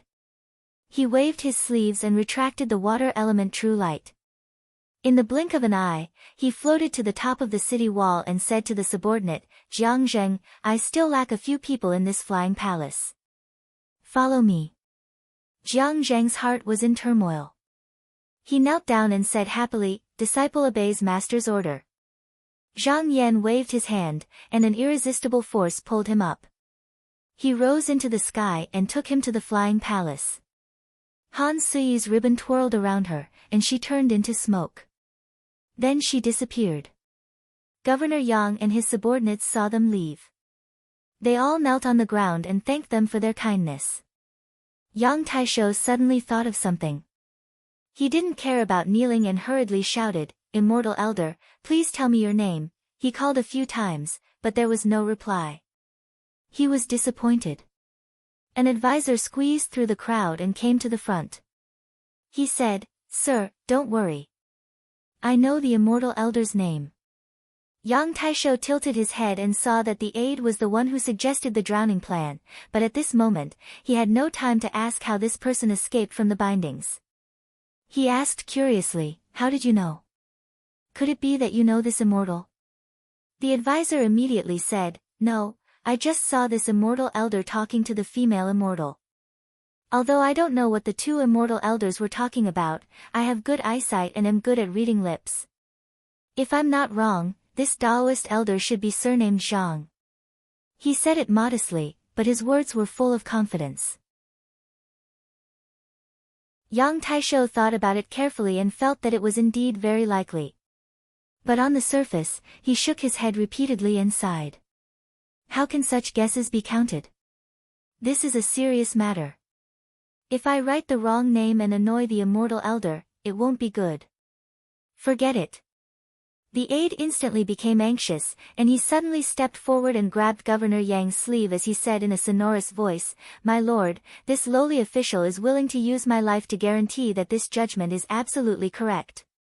Governor Yang laughed and said, Mr. Chiu, I believe you. The advisor immediately came back to his senses. The governor was afraid that he wouldn't be able to bear the responsibility, so he played a trick and asked him to take the lead. However, he didn't really care. As long as the governor approved of him, it was fine. He chuckled and retreated to the side. After Zhang Yan and Han Si left Weeping Province, they sent their flying palaces to search for the other two monster tribes. Those two tribes weren't as strong as Quanta tribe, and with the two of them working together, they were wiped out in less than half a day. After wiping out the three tribes, they didn't stay outside and returned to the mountain to report. Han Si and Zhang Yan parted ways at Clear Nether Lake and went to 10 Peaks Mountain to see Huxian. Huxian ordered a maid to bring her in. After she sat down, he slowly said, Junior apprentice sister, you've worked hard. Han Si bowed and said, I'm willing to work for senior apprentice brother. It's not hard. Huxian's expression couldn't help but change slightly when he saw her bitter expression, and he couldn't help but want to say something. But he didn't say anything in the end, and he changed the topic. Junior sister, may I know which realm junior brother Zhang has cultivated to? Hearing that, Han Si's face looked disappointed. After all, she was a disciple of the celestial sect of wonders. After slightly organizing her emotions, her heart was as calm as still water, and she returned to her previous cold appearance.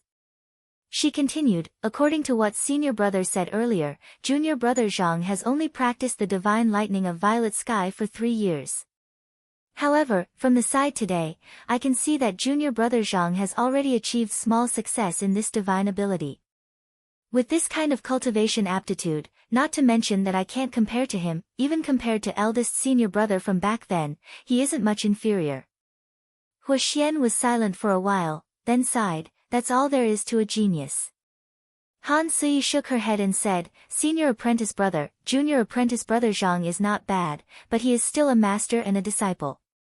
You value him more than you value a disciple of an aristocratic family. I heard a few elders in the family talk about you. Hu Xian didn't seem to care. He waved his hand and sneered, let them say what they want. How can these short-sighted people know what I'm planning?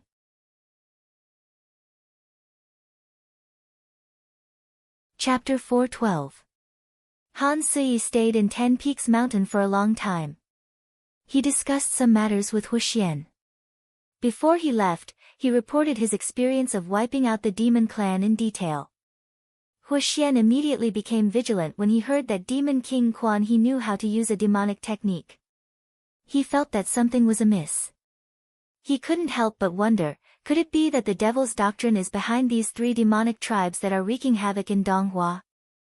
If the demon clan of the North Dark Star continent and the disciples of the demonic sect were working together, it would be bad news for Qinsang School.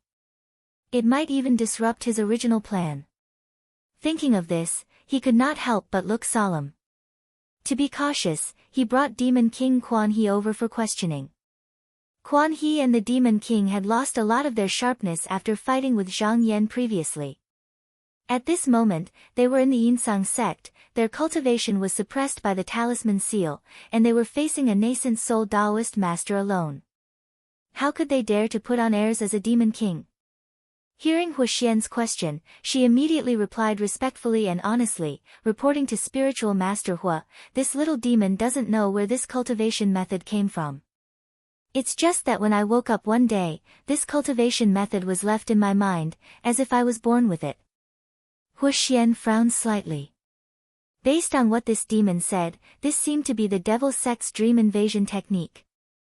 However, this technique was an evil technique, and it was only executed to injure the essence, qi, and soul of the target. Moreover, the target wasn't completely unharmed, so it was rare to pass down a technique like this. Thus, Hu Xian asked, after you obtained this technique, did you cultivate with ease? Quan He shook his head, not so. I was very careful at first, afraid that I would fall into someone else's trap. But because I saw that it was a shocking technique, and that it didn't require any external help, I couldn't help but practice it. After that, I didn't have any abnormalities. This technique could only be used to confuse the enemy and escape. It was fine against people with low cultivation, but it was useless against Zhang Yan. Hu Xian could tell that he wasn't lying, so he asked a few more times, but he couldn't get anything useful out of him. He didn't want to spend too much time on an evil king. He was about to dispose of it when Han Sui said, Junior brother Zhang said he would take this evil king as his guardian spirit beast. Senior brother Hua, why don't you give it to him? Hu Xian thought for a moment before his expression eased up, and he said calmly, all right, then I'll have to trouble junior sister to go. Han Sui rose to her feet. She said softly, Senior brother, this little sister will take her leave. Hu Xian nodded silently. Han Sui waved at Quan He, and a wisp of smoke flew out to pick him up. Then, he turned into a breeze and flew away. Quan He had no idea that he had just walked on the edge of life and death. He had no choice but to follow Han Sui obediently. Hu Xian waved his hand lightly and wiped away the faint fragrance in the cave with a calm expression. Then, he closed the cave door and went into meditation. At the same time, in the clear nether lake, Jiang Zheng kowtowed 3 times to Zhang Yan, officially completing the ceremony of becoming his disciple. Zhang Yan smiled, disciple, you may rise. When Jiang Zheng stood up, he couldn't help but feel overwhelmed. It had been 30 years, and he thought he wouldn't be able to see his teacher again. He didn't expect that he would finally be accepted into the school. Thinking about it, it was all because of the kindness in his heart. If Zhang Yan hadn't saved him from the flood, he wouldn't be the Jiang Zheng he was today. If he hadn't come all the way to Chuezhou to stop the demons for the people, he wouldn't have been able to join the school. He thought to himself, if I succeed in my cultivation, I'll have to do more good deeds. Zhang Yan looked at him and said, Jiang Zheng, you are now a disciple in name. Now that you've entered my sect, you can be considered an in-name disciple. The sect doesn't restrict you from staying or leaving. Besides the clear nether heavenly lake, I have many spirit islands and wondrous peaks here. If you want, you can choose one of them to establish your own abode. Jiang Zheng looked up and said, disciple is willing to listen to teacher's teachings. Zhang Yan smiled, that's up to you. I'll teach you a technique, and you can comprehend it on your own. I'll also give you a talisman to protect yourself. With a wave of his sleeve, spiritual light suddenly appeared and 3 items flew out. One was a sleeve pouch, the second was a horsetail whisk, and the third was a talisman. Each of them emitted a brilliant light and an oppressive spiritual energy as they floated in the air. Jiang Zheng went up to receive them and knelt to thank him again. Zhang Yan counted the days. He had to cultivate the wood elemental true light in seclusion, so he probably wouldn't be able to take care of his disciple. After thinking for a while, a baleful aura rose in him. He took out some of the 4 monarchs' water, Chiganoderma, and clear stone milk left over from the last time and wrapped them in spiritual light. He pointed them to Jiang Zheng and said, send these 3 herbs to Lady Luo. I'll be going into seclusion in a few days. If you don't understand anything in your cultivation, you can ask her. Jiang Zheng had been traveling among the mortals all these years, so he immediately understood. Teacher wanted to use him to do a favor and take care of him, so he answered, yes, teacher. Zhang Yan waved his sleeve lightly and said, go. Jiang Zheng knelt down and bowed before leaving the main hall. The moment he went out, he thought of the many halls and paths here. He had just arrived, so he didn't know where he should stay. He wasn't in a hurry, and he walked forward slowly with steady steps. He looked at the scenery around him, and he couldn't help but exclaim in admiration at the beautiful scenery. Unknowingly, he arrived at the corner of the palace. At this moment, he saw a girl in red with a sweet face and bright eyes walking toward him. He didn't know where she came from, but from her appearance, she didn't look like an ordinary servant girl. Thus, he didn't dare to act rashly and avoided her. Wang Keting came here today to ask Zhang Yan about the difficulties in cultivation, but she suddenly saw an unfamiliar young Taoist standing at the side. She couldn't help but stare at him with her beautiful eyes and said, hey, who are you? Why haven't I seen you before? Jiang Zheng hurriedly bowed and said, I'm Jiang Zheng, teacher Zheng's newly accepted disciple. Wang Keting had a look of realization. She then looked at him curiously and said, so your teacher's newly accepted little junior brother. In terms of age, Jiang Zheng was close to 50 years old. Suddenly being called little junior brother by a cute and lively girl, a strange feeling arose in his heart. However, he quickly adjusted himself. He thought to himself, how can a cultivator's age be judged by appearance?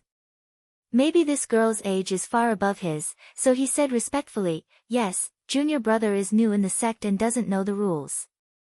I don't know my fellow disciples. May I know how to address this senior sister? Wang Keting giggled and said, listen well, my surname is Wang, and I'm the youngest in the sect. Since you're here, you should call me 4th senior sister. Jiang Zheng thought to himself, so teacher has 4 disciples. Although he saw that this senior sister Wang's cultivation was lower than his, he had trained in the mortal world for a long time, so he was very humble and tactful. He didn't look down on her at all, and he didn't lack etiquette on his face. He bowed and said, so it's 4th senior sister, this little brother greets you. Wang Keting responded with a sound of joy. She had previously heard from the maidservants that her teacher had brought back another disciple. She was curious and wanted to find some time to see what he looked like and whether he would be fun. She didn't expect to meet him here.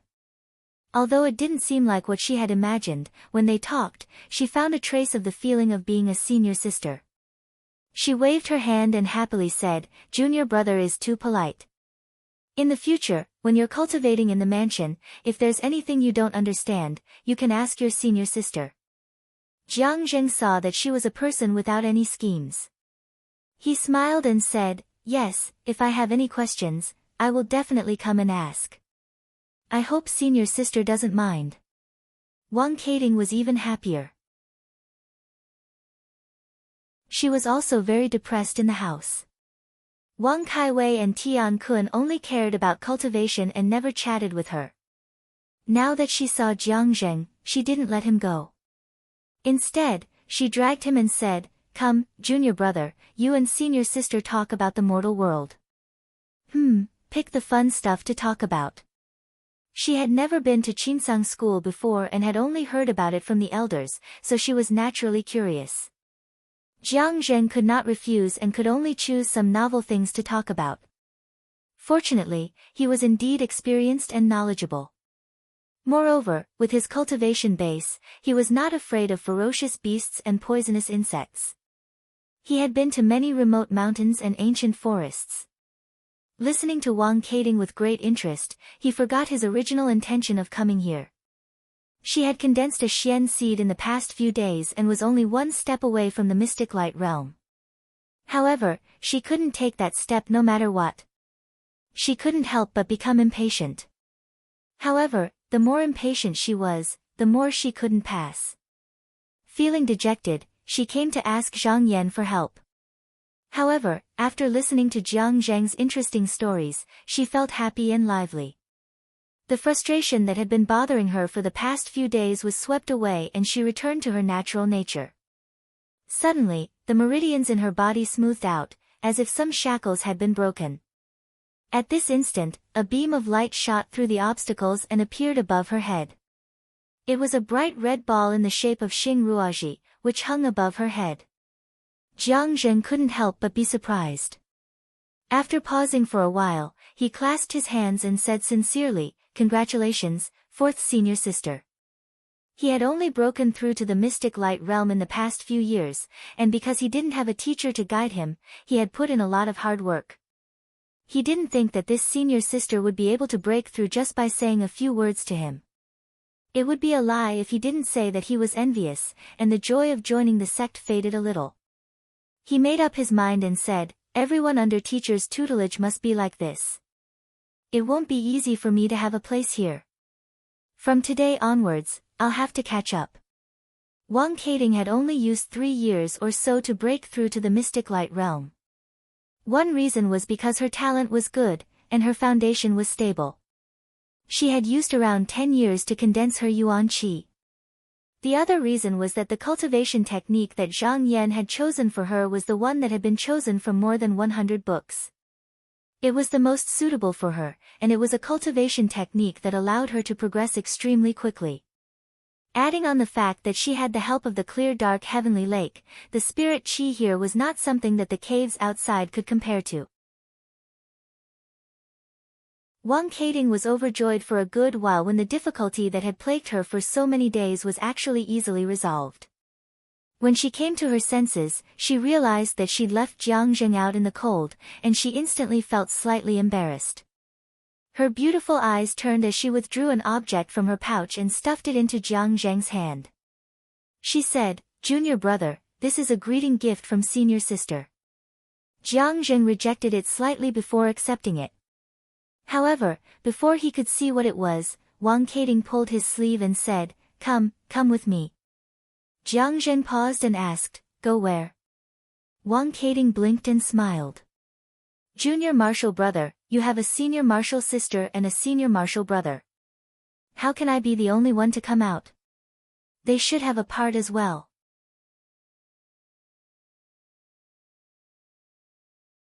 Chapter 413. Zhang Yan had the help of the mirror spirit of the little teapot, so he only needed to communicate with it and he would know what everyone was doing inside the cave. This was why he knew immediately when Wang Keting broke through to the mystic light realm outside the cave.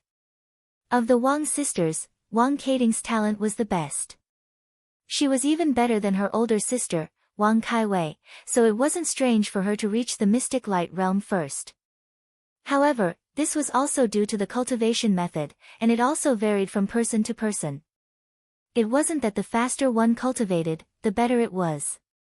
For example, Tian Kun might have started cultivating earlier than the Wang sisters, but he was still at the clear Qi realm and couldn't break through. However, his cultivation method was made by Guo Zongyao for his reincarnated body. He might be a step behind now, but Zhang Yan dared to say that he would be stronger than the Wang sisters in the future. The mirror spirit flattered on the side, thanks to the master who borrowed the demon general to practice with them a few days ago. They have been practicing hard these days. Even little Miss Wang's restless temperament has been restrained a little, and she has become much more diligent. Zhang Yan smiled faintly. It wasn't strange for his disciples to have such a reaction. The reason the Yao general was imprisoned as a slave was because his cultivation wasn't as strong as him. Now that the demon calamity was coming, if one's cultivation wasn't as strong as others, they would be at the mercy of the enemy. His disciples were smart. Even if they didn't think of it before, they would be able to think of it after they returned. Other than those who couldn't be helped, no one wanted to end up like this. If they didn't want to end up like this, they would have to work even harder at cultivating.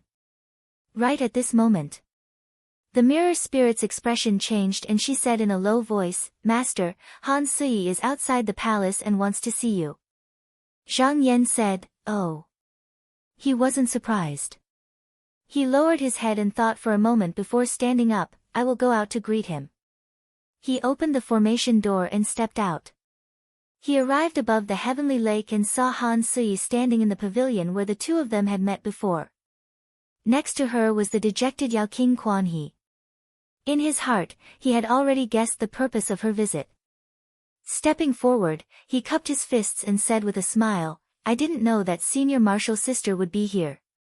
I apologize for not going out to meet you. Please come in and have a seat." Han Sui returned the greeting and said, "Junior brother Zhang, I won't be going in. I heard that you wanted to take this archfiend king as a guardian spirit beast. I asked senior martial brother Hua for a favor, so I came to deliver this demon to your residence." Previously, Zhang Yan had only said it casually and didn't really want to use Quan He as a spirit beast to guard the mansion. However, this person was much better than the demon general from before, so he expressed his thanks. "Senior martial sister Han is considerate. My humble residence is simple and crude, but the scenery is not bad. Since senior martial sister is here, why don't you take a seat first? I, your junior martial brother, can entertain you." Han Sui shook his head. "This time, I've been out for a while after the extermination of the demon division. I've missed a lot of homework. I'll be returning to the residence to cultivate." Zhang Yan nodded and said, "Then I won't hold you up anymore. Guards." Following his voice, two maids immediately stood up. "Master, what orders do you have?" Zhang Yan pointed in the direction of the heavenly lake and said, "Go get the dew from the heavenly lake and give it to senior martial sister Han." The maids obeyed and left. Not long after, one of them came out with a jade pot and gave it to Han Sui. Han Sui had personally tasted the dew before, and it was refreshing. It suited her taste, so she hesitated for a while and took it. She smiled and said, "Since it's junior martial brother Zhang's kind intentions, I'll accept it. Goodbye." Zhang Yan smiled and cupped his hands. "Farewell, senior martial sister." Han Sui curtsied and stepped on a cloud. He looked up into the sky and disappeared into the horizon. Zhang Yan watched her leave, then waved his sleeve and took the archfiend King Quan He in. He turned around and went back to the residence. In the main hall, he threw Quan He on the ground and said to the mirror spirit, "Zhang Jing, trap the archfiend king in the formation. Don't let him escape." The mirror spirit immediately agreed and pointed with her finger. The formation moved and the archfiend king disappeared. The entire cave here was opened by the true weapon of the small kettle realm. The mirror spirit could move the things in it at will. Even if there were external enemies who broke into this place, as long as they were not Daoist Dongtian, they could still find a way to trap them. Seeing that the residence was safe, Zhang Yan waved the mirror spirit away and returned to the small kettle mirror bamboo building. He closed his eyes and continued to cultivate the wood elemental true light. After he was trapped in the formation, the mirror spirit was afraid that he wouldn't be able to cultivate and starve to death, so she lifted the seal. Because he was originally a archfiend king, he didn't know what to do, so he added a cloud sun gold lock and left. Just like that, he stayed there for several months. Besides a maidservant bringing him food every 30 days, no one paid any attention to him. He was originally a archfiend king, commanding tens of thousands of demons, but he fell into such a situation today. One could imagine the anger in his heart. Although this place was full of spiritual energy, every time he remembered his past glory, he lost the interest to cultivate. He was drowsy all day and became listless. After another month or so, his body suddenly trembled and he suddenly opened his eyes. Then, from the shoulder, another head slowly drilled out, while the other head was still sleeping soundly. He looked around, and there was a hint of slyness and fierceness in his eyes. He turned to look at the chains on his body and said to himself, it turns out that he was imprisoned. No wonder there was no movement in the past few months. Even his cultivation didn't increase but fell, allowing me to get him easily. He took another deep breath and said in shock, this time the spiritual energy is so rich that even my cave residence is far from comparable. Could it be the cave residence of Taoist Grotto Heaven? When he thought of this, he was also shocked. He looked around cautiously, and without hesitation, he executed a spell and released dozens of spells. They floated around the cave residence. His spell was a magical technique of the Jiling sect. It was invisible and traceless, and it could turn into a trace of qi to explore the way. It was extremely sensitive to the aura of cultivators. As long as the other party's cultivation was lower than his, he would be able to find out more or less. Because the spiritual energy here was different from other places, it should be a cave residence. Therefore, he guessed that this was where Taoist elephant Xiang cultivated. Even though the spell couldn't be detected by other cultivators, he still acted carefully. He probed carefully with every step, afraid that something might go wrong. However, after searching for half a day, he found out that other than the 12th cave mansion, there was a place he couldn't see through. The highest cultivation level of the other cultivators in the mansion was only the 3rd level of the core transformation realm, which was lower than his cultivation level. Even at this stage, he was still very cautious. He thought to himself, the place that he couldn't detect might be the place where the prefecture master cultivated. However, it wasn't that he didn't gain anything from this investigation. He thought to himself, that female demon cultivating in the northeast corner is about to break through the shackles and enter the Yuanying stage. This is a good opportunity. Once she succeeds, and this is where she cultivates, she will definitely be overjoyed and will be defenseless. If I can sneak a spell into her when she is in a state of mind and slowly burn it, I can find a way to arouse the desires in her heart and control her. Then, I will have a great help and won't lose to my senior brother. This technique of his was called the heart demon attracting spell. As long as there was a flaw in the cultivator's heart or emotions, he would be able to sneak into the cultivator's body. From time to time, he would arouse the greed in the cultivator's heart. When the cultivator completely obeyed his will, he would become a puppet controlled by him. The deeper he sank, the more he would be unable to extricate himself. And the amazing thing about this technique was that the person who was under the spell wouldn't lose his own consciousness. He would only think that everything he did was his own will and wouldn't think that it was someone else playing tricks on him.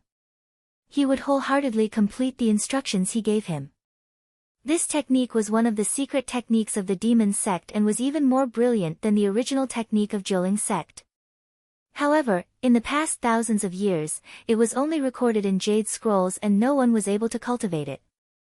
If it wasn't for the arrival of the demon calamity which caused the demon cave to be filled with spiritual energy and the appearance of many demons that had never existed before, it would have been impossible to cultivate it. Previously, the reason why Quanhe Demon King's concubine fell in love with a lowly slave for no reason and gave birth to a child was because of him. He purposely stirred up the feelings of love between the two of them, which resulted in this ill-fated relationship. After that, Quan He's rage gave him the opportunity to enter the demon's heart. The technique that Quan He was taught in his dream wasn't a technique to confuse the enemy. It was a seed that could be used by the old demon to execute his demon technique and draw out the demon's soul. However, the old demon had laid down hundreds of curses on different cultivators. Their cultivations were also different. Therefore, he didn't keep an eye on Quan He all day and night. Usually, he would lie dormant and wait for the right time. It was only when his mind turned and just now that he made a move. Today, he felt that Quan He's willpower was low and his guard was unprecedentedly low. Therefore, he took advantage of the situation and easily turned the tables on him with just a turn of the curse. The old demon probed for a while more before retracting all the curses. Although he wanted to take over the female demon that he found and use it for himself, he thought about it and said, "I don't know much about the situation here. I shouldn't act rashly." Up until now, he still couldn't determine the cultivation level of the master of this mansion. If he really was someone from the heavenly abode, then the slightest movement would be noticed by the master. However, if the master wasn't in the mansion, or if he wasn't the heavenly abode, then he couldn't miss this opportunity. After thinking about it, he felt that the only way was to completely take over this body and devour its soul. Then, he would be able to seize part of its memories and learn about the situation of this mansion. However, this body would be useless to him in the future. However, with the temptation in front of him, he was willing to gamble. The old demon secretly activated his technique and instantly took over Quan He's body. After reading through most of the memories, he couldn't help but say to himself, "So that's how it is. This stupid wolf was caught by someone. This is good." Although the master, Zhang Yan, is not simple and must be a disciple of one of the heavenly abode's people, he is only a core formation cultivator. If I make a move, he won't be able to find out. The old demon was an expert in formations. Therefore, when there was no one controlling the formation, it wouldn't be difficult for him to leave if he wanted to. As for the Cloud Sun Gold Lock, he also had a way to unlock it. However, just now, when he was about to make a move, he suddenly thought of something and thought, "Wait, the boy that brought me here is very similar to the true spirit of the magic treasure. He can control the core of the formation, so he must be inextricably linked to this formation. So dangerous, so dangerous. It's fine for me to be in this formation, but if I go out, I can hide from others, but I can't hide from the true spirit. If I startle him, then all my efforts will be wasted."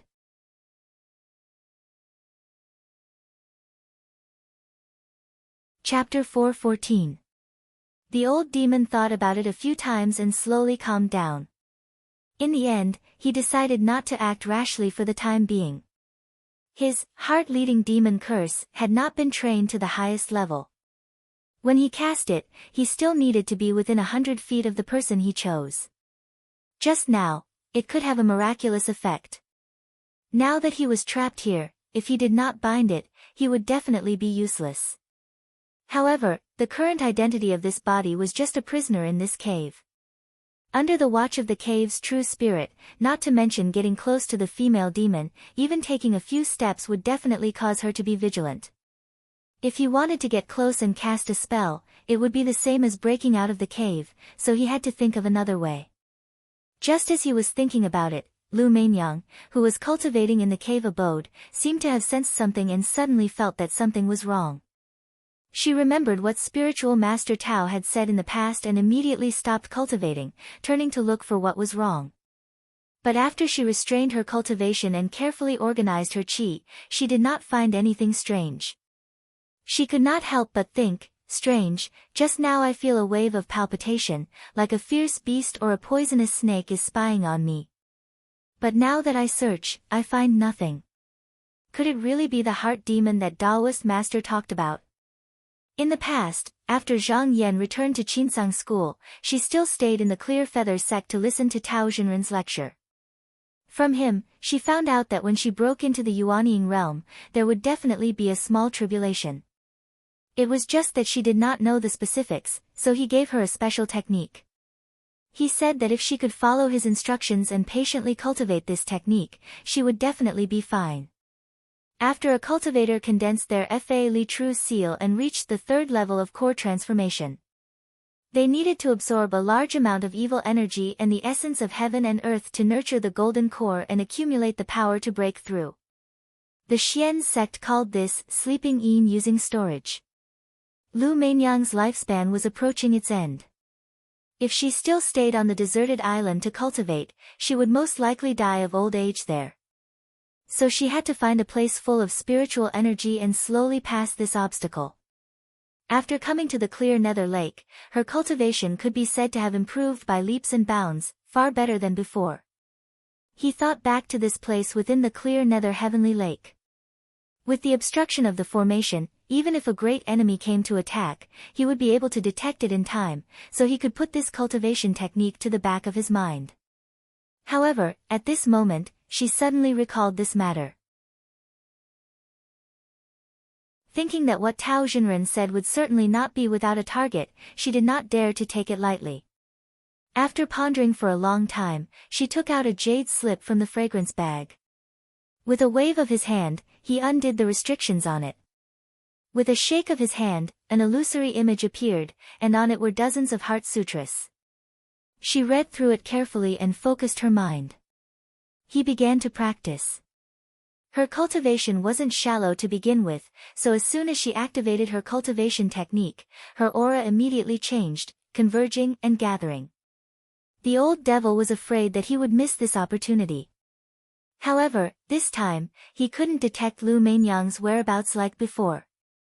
He couldn't help but wonder, why can't I detect that demon's aura anymore? Could it be that she has left the residence?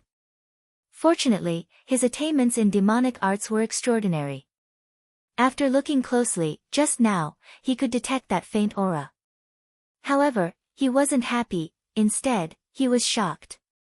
He didn't know what kind of cultivation technique she used, but it actually repelled his curse. With the protection of this technique, it was no longer possible for him to plant the heart demon curse and take over the body like he did before. He sighed in regret. He thought that his luck was bad. Should he settle for the next best thing, to plant a curse on the disciples in the cave and then try to get close to that demon? Just now, after thinking of this idea, he shook his head and immediately rejected it. It wasn't that this method didn't work, but it required a long period of patience and better luck. If the other party didn't bother with him for a few months, wouldn't he have waited for nothing? Maybe at that time, that demon cultivator would have already broken into the Yuanying realm and he wouldn't be able to do anything. He was an elder of the demon sect and didn't have so much time to waste here. Now that the spiritual energy in the demon cave had almost rushed out of the earth realm, there were countless demons.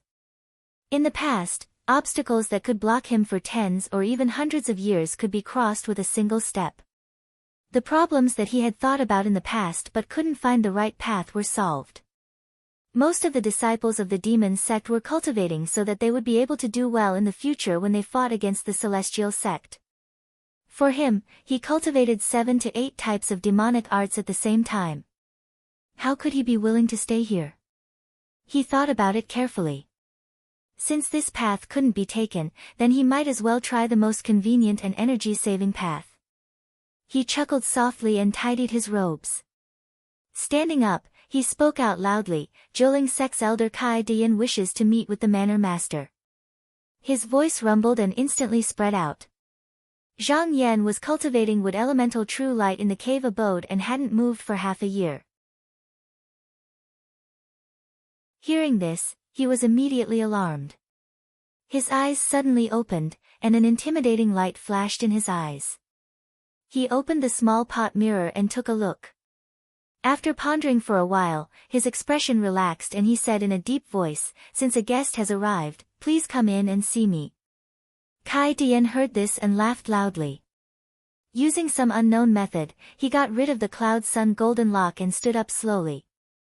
He found the array door and after a few turns, he walked into the main hall. Zhang Yan looked at the way he passed through the array and couldn't help but frown.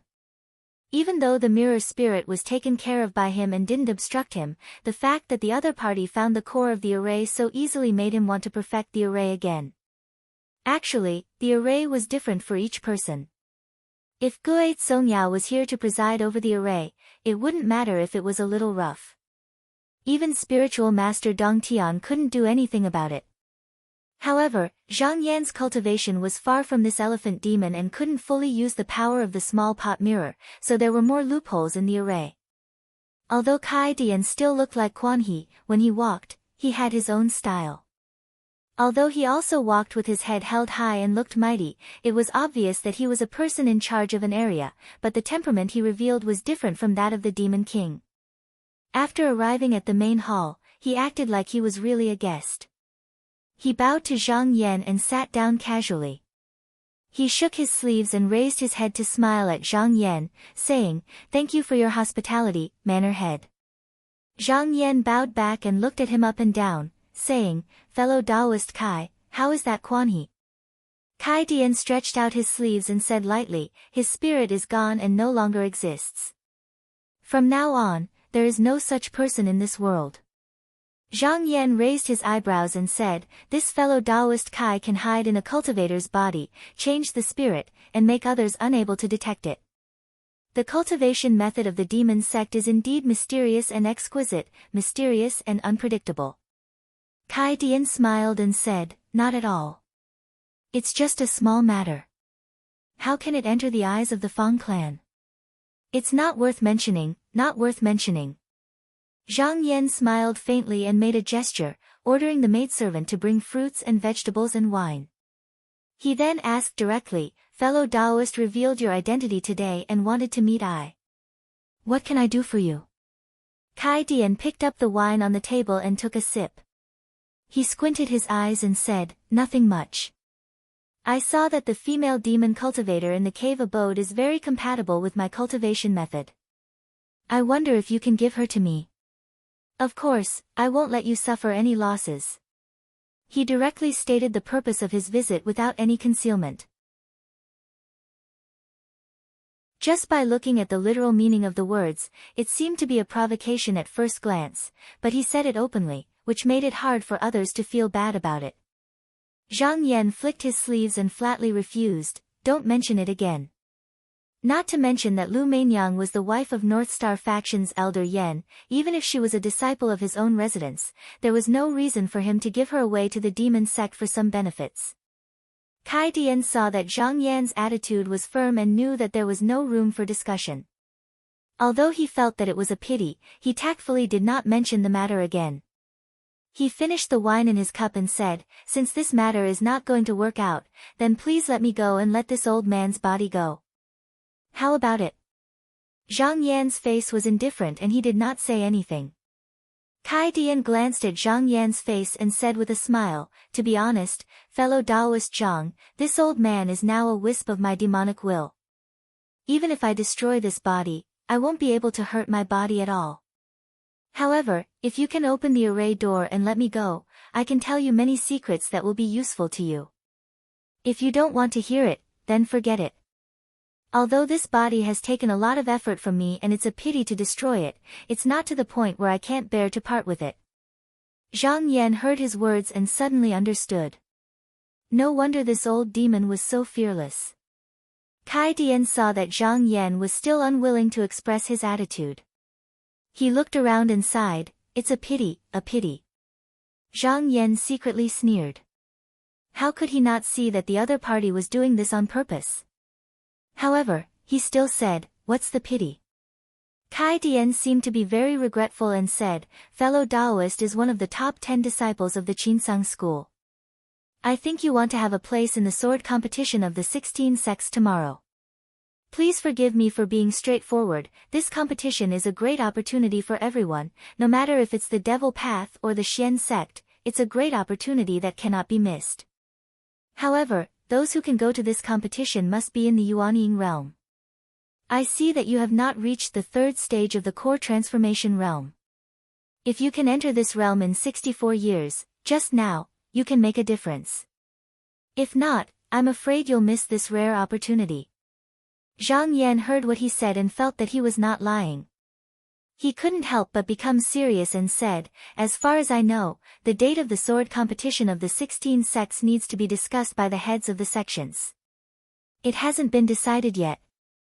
Fellow Taoist, why did you say 64 years? Kai Dian laughed and patted the table. He said, I'm not talking nonsense, but the details. At this point, he stopped talking meaningfully.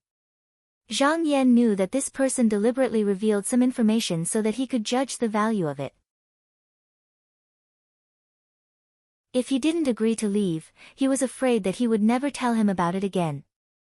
He pondered for a while and felt that since Na Kuan-he's spirit had been destroyed and this devil's body was not here, it was useless to destroy his body. It was better to listen to him explain the whole story.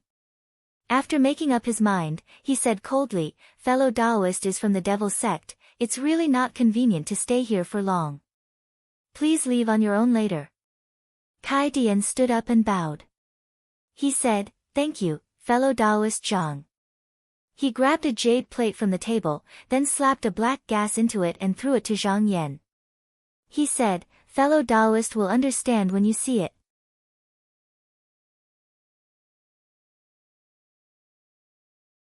Chapter 4:15. Zhang Yan took the jade plate and saw that there were dozens of lines of words on it. After reading it, just now, he knew why Kai Dian dared to make such a conclusion. He couldn't help but fall into deep thought. If this really happened, regardless of whether it was the demonic path or the Xian men, they could only take advantage of the situation. Moreover, what such a person said did indeed contain great opportunities, but it was also accompanied by all kinds of dangers.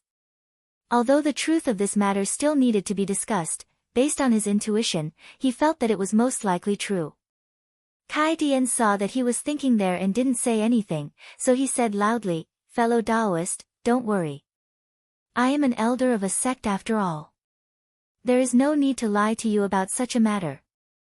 Even if I don't say it, I believe that the masters of your sect will find out soon. Zhang Yan smiled and said casually, as you said, even if you don't say it, the elders of my sect will find out sooner or later. What is the value of your words today?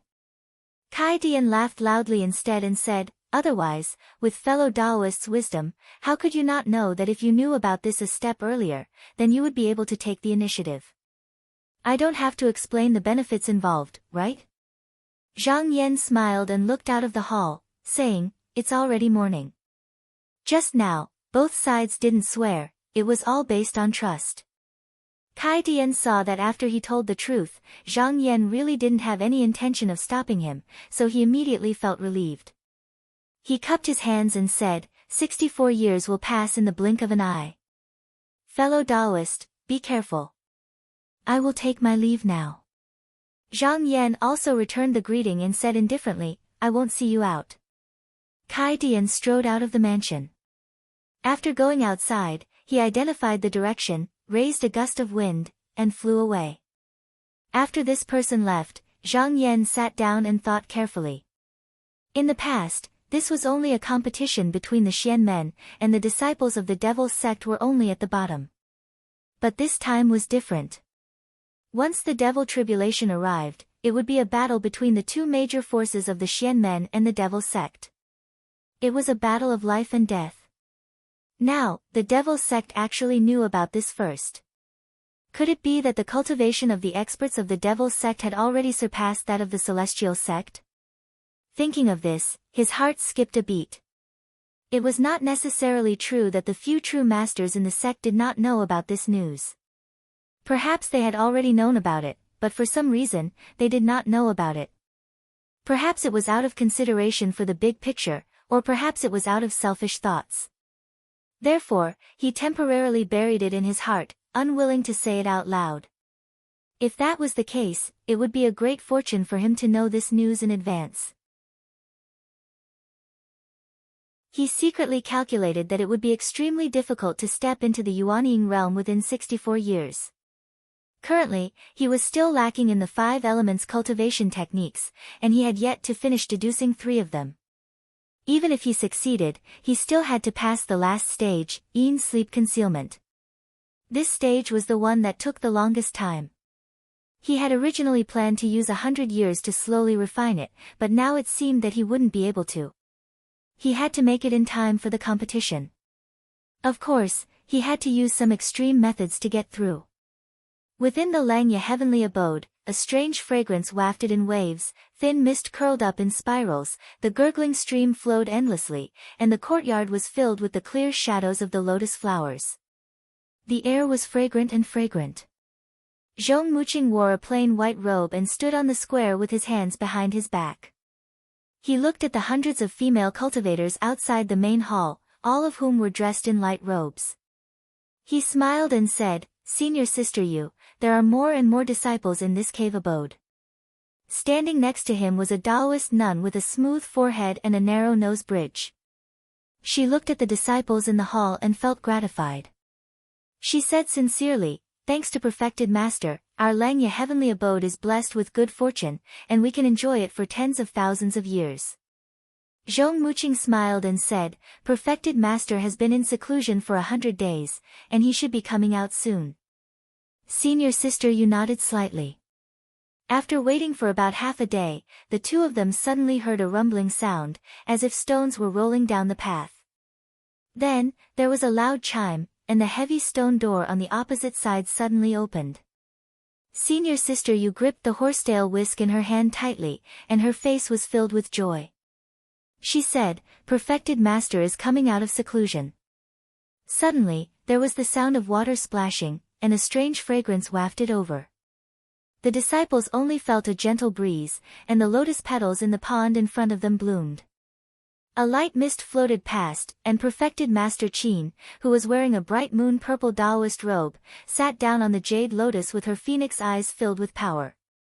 The hundreds of disciples below her all knelt down and said, "Disciples greet perfected master." Perfected Master Qin's phoenix eyes swept across, and she held up the aquamarine Biaorui in her hand. She pointed at a few people and said, "The few of you, come forward."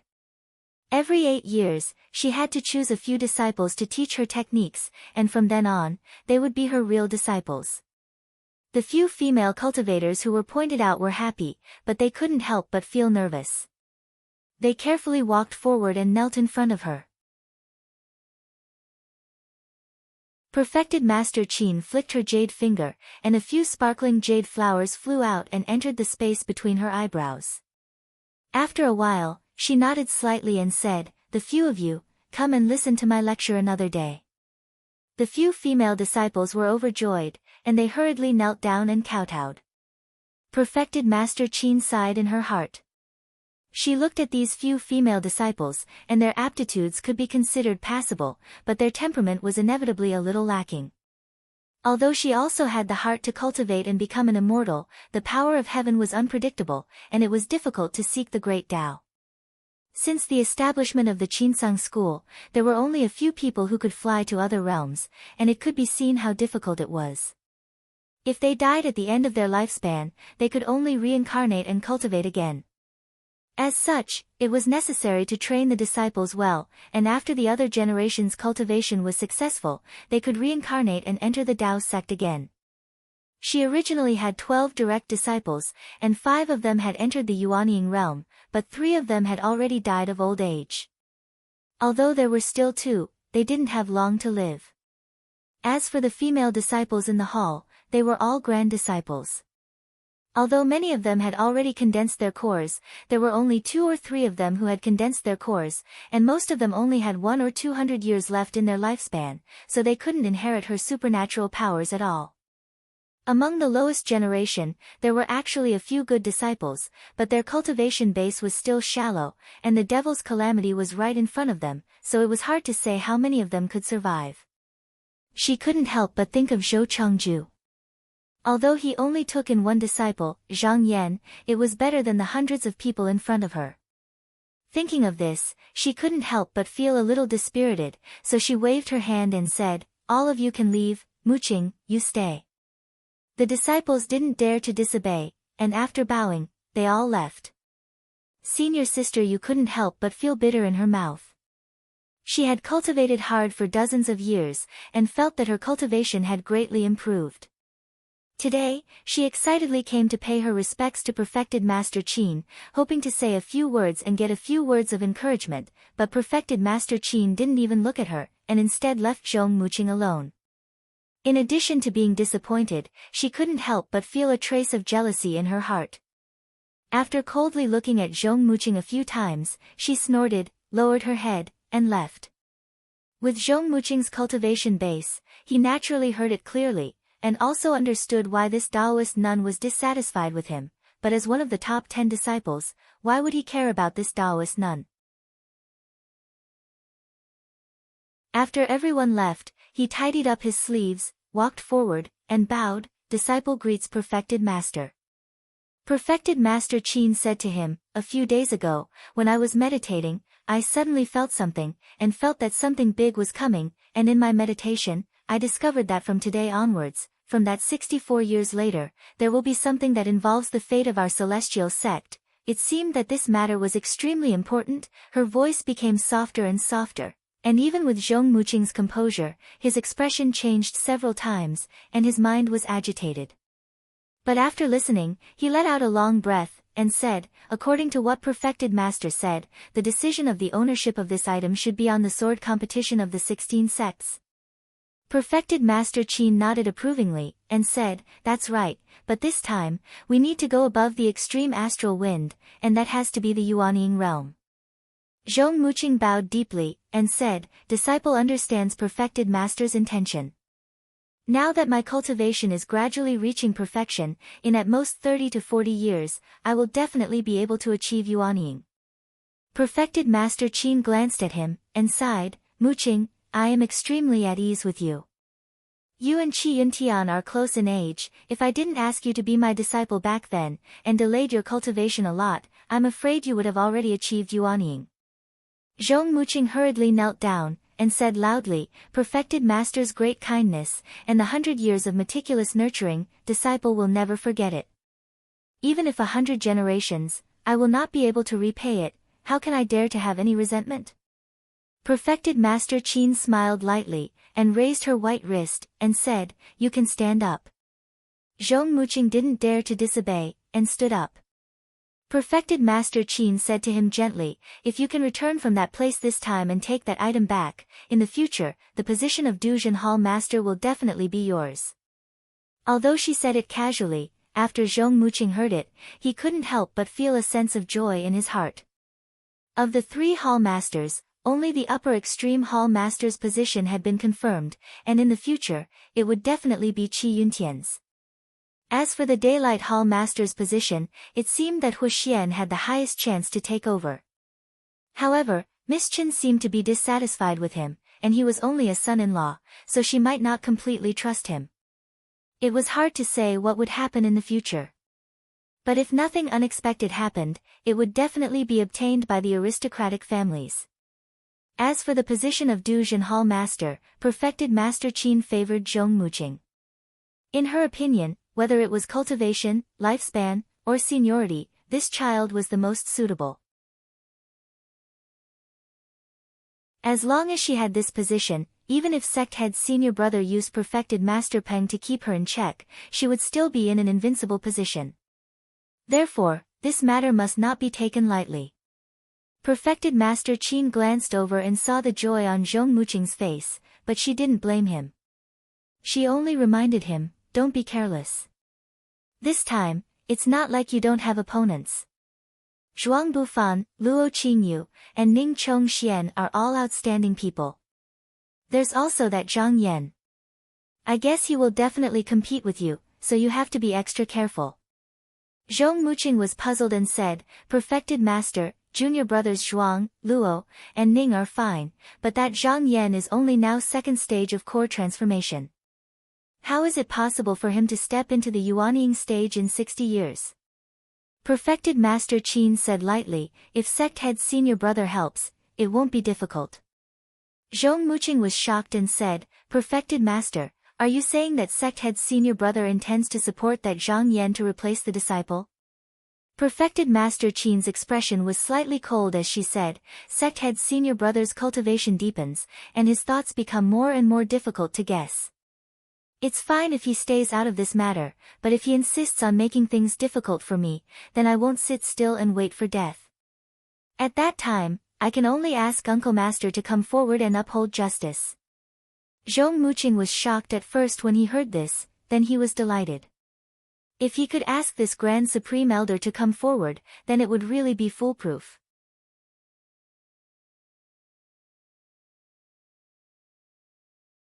Chapter 4:16. Inside Zhang Yan's main residence, the room was filled with jade green. Hundreds and thousands of rays of light shone from Zhang Yan's body. Halos appeared and flickered in the residence, turning into thousands of strands, as if the cave walls were painted with a layer of jade green. Zhang Yan opened his eyes and carefully sized up the misty bluish-green splendor. He saw that there seemed to be an infinite amount of life force hidden within it.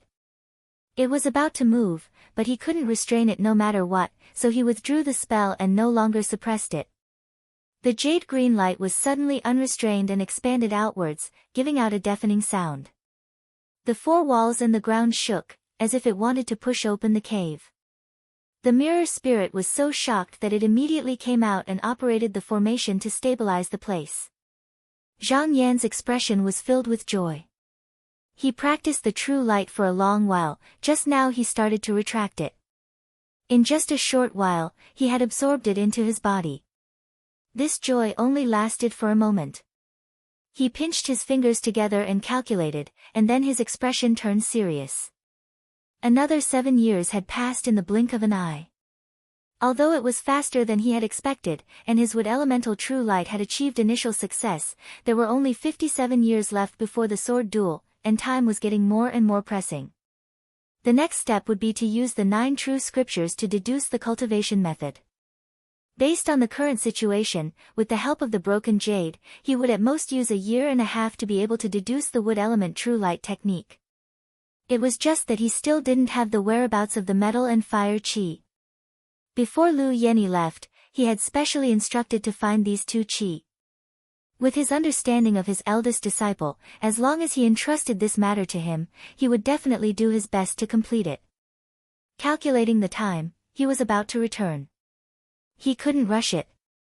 If everything went smoothly, then the remaining 2 true light, after his eldest disciple returned, he would be able to cultivate it in about 20 years.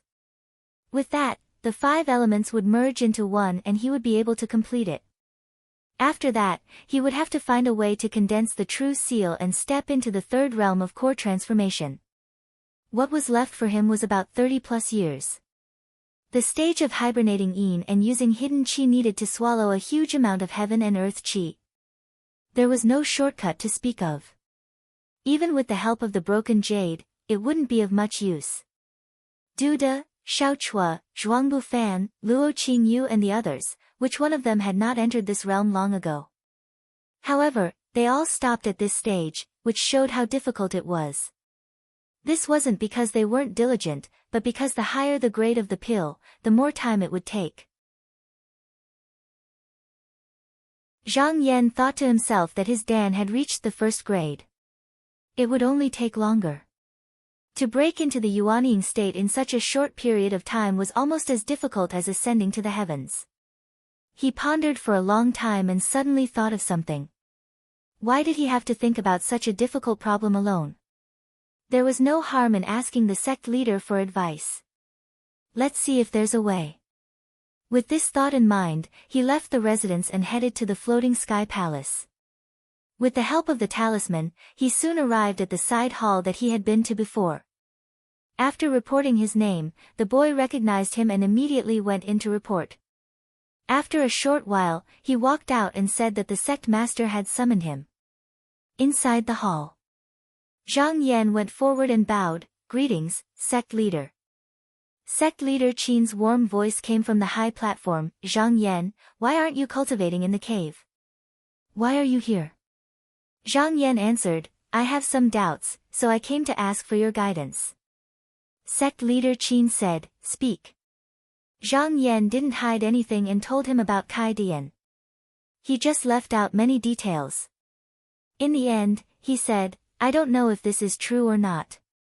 When the sect leader heard this, he said with a smile, you already know that this is true, so why ask me? It's just that it's not the right time yet, so it's not convenient for me to tell the disciples. Don't spread it around. Zhang Yan bowed and said, I want to go to the sword competition conference, but I have some difficulties. I hope sect leader can guide me. Sect leader Qin looked at him and held his horsetail whisk, as if thinking about something. Sect leader Qin looked at him and pinched his horsetail whisk, as if he was thinking about something. After a while, he seemed to have made up his mind and said in a clear voice, since you already know about this, it is also your fate. This is the will of the heavens. I will show you a path. If you can condense your spiritual power and true seal within 20 years, you can come to the floating heavenly palace to cultivate. Remember, I will only give you 30 years. Whether you can succeed or not will depend on your own luck. When he finished, he waved his horsetail whisk and dismissed him. When Zhang Yan heard this, he couldn't help but feel happy. The floating heavenly palace was one of the top 10 spiritual eyes in the Donghua continent. Only the third lord and grand elder could cultivate here just now. The spiritual qi in it was endless and not something a normal cave could compare to. If he could cultivate here, entering the Yuanying realm within 30 years would not be an extravagant hope. He bowed again and said, I'll take my leave. After saying goodbye to sect leader Qin, he left the heavenly palace and returned to his residence to cultivate. A month later, the dim light turned into a famous cave. Inside the cave, there was smoke from the furnace and candles in the hall. Jinren Yen was meditating and cultivating. Suddenly, he heard a boy report, Master, Jinren Zhu is here. Jinren Yen opened his eyes and said, let him in. After a while, Jinren Zhu entered the hall. After bowing, he sat on the cattail hassock in front of Jinren Yen. Jinren Yen said, Junior brother, why did you come to my place today? Priest Zhu waved his sleeves and said angrily, Senior brother, why do you ask when you already know the answer? Jinren Yen chuckled and said, is it because the sect leader master allowed Zhang Yan to borrow the floating heavenly palace? Jinren Zhu said with dissatisfaction, since Zhang Yan can use it, why can't my disciples? That thing comes from the sky, and everyone has a chance. Why does master only favor Zhang Yan? Jinren Yen shook his head and said, the sect leader master's arrangement must have a deep meaning, but you and I don't understand it. Instead of complaining here, junior brother, you'd better go back and train your disciples. If they can pass the test by luck, they will have a chance. Why do you envy others? Jinren Zhu was a little surprised and didn't understand why Jinren Yen didn't care about this matter, which was very different from usual. So, he asked tentatively, Senior brother, don't you want to fight for it? Jinren Yen closed his eyes and said, you and I are disciples. How can we argue with master? Jinren Zhu frowned and looked at his senior brother. According to his understanding of this senior brother, how could he have no complaints about this matter? But he couldn't see anything from the surface.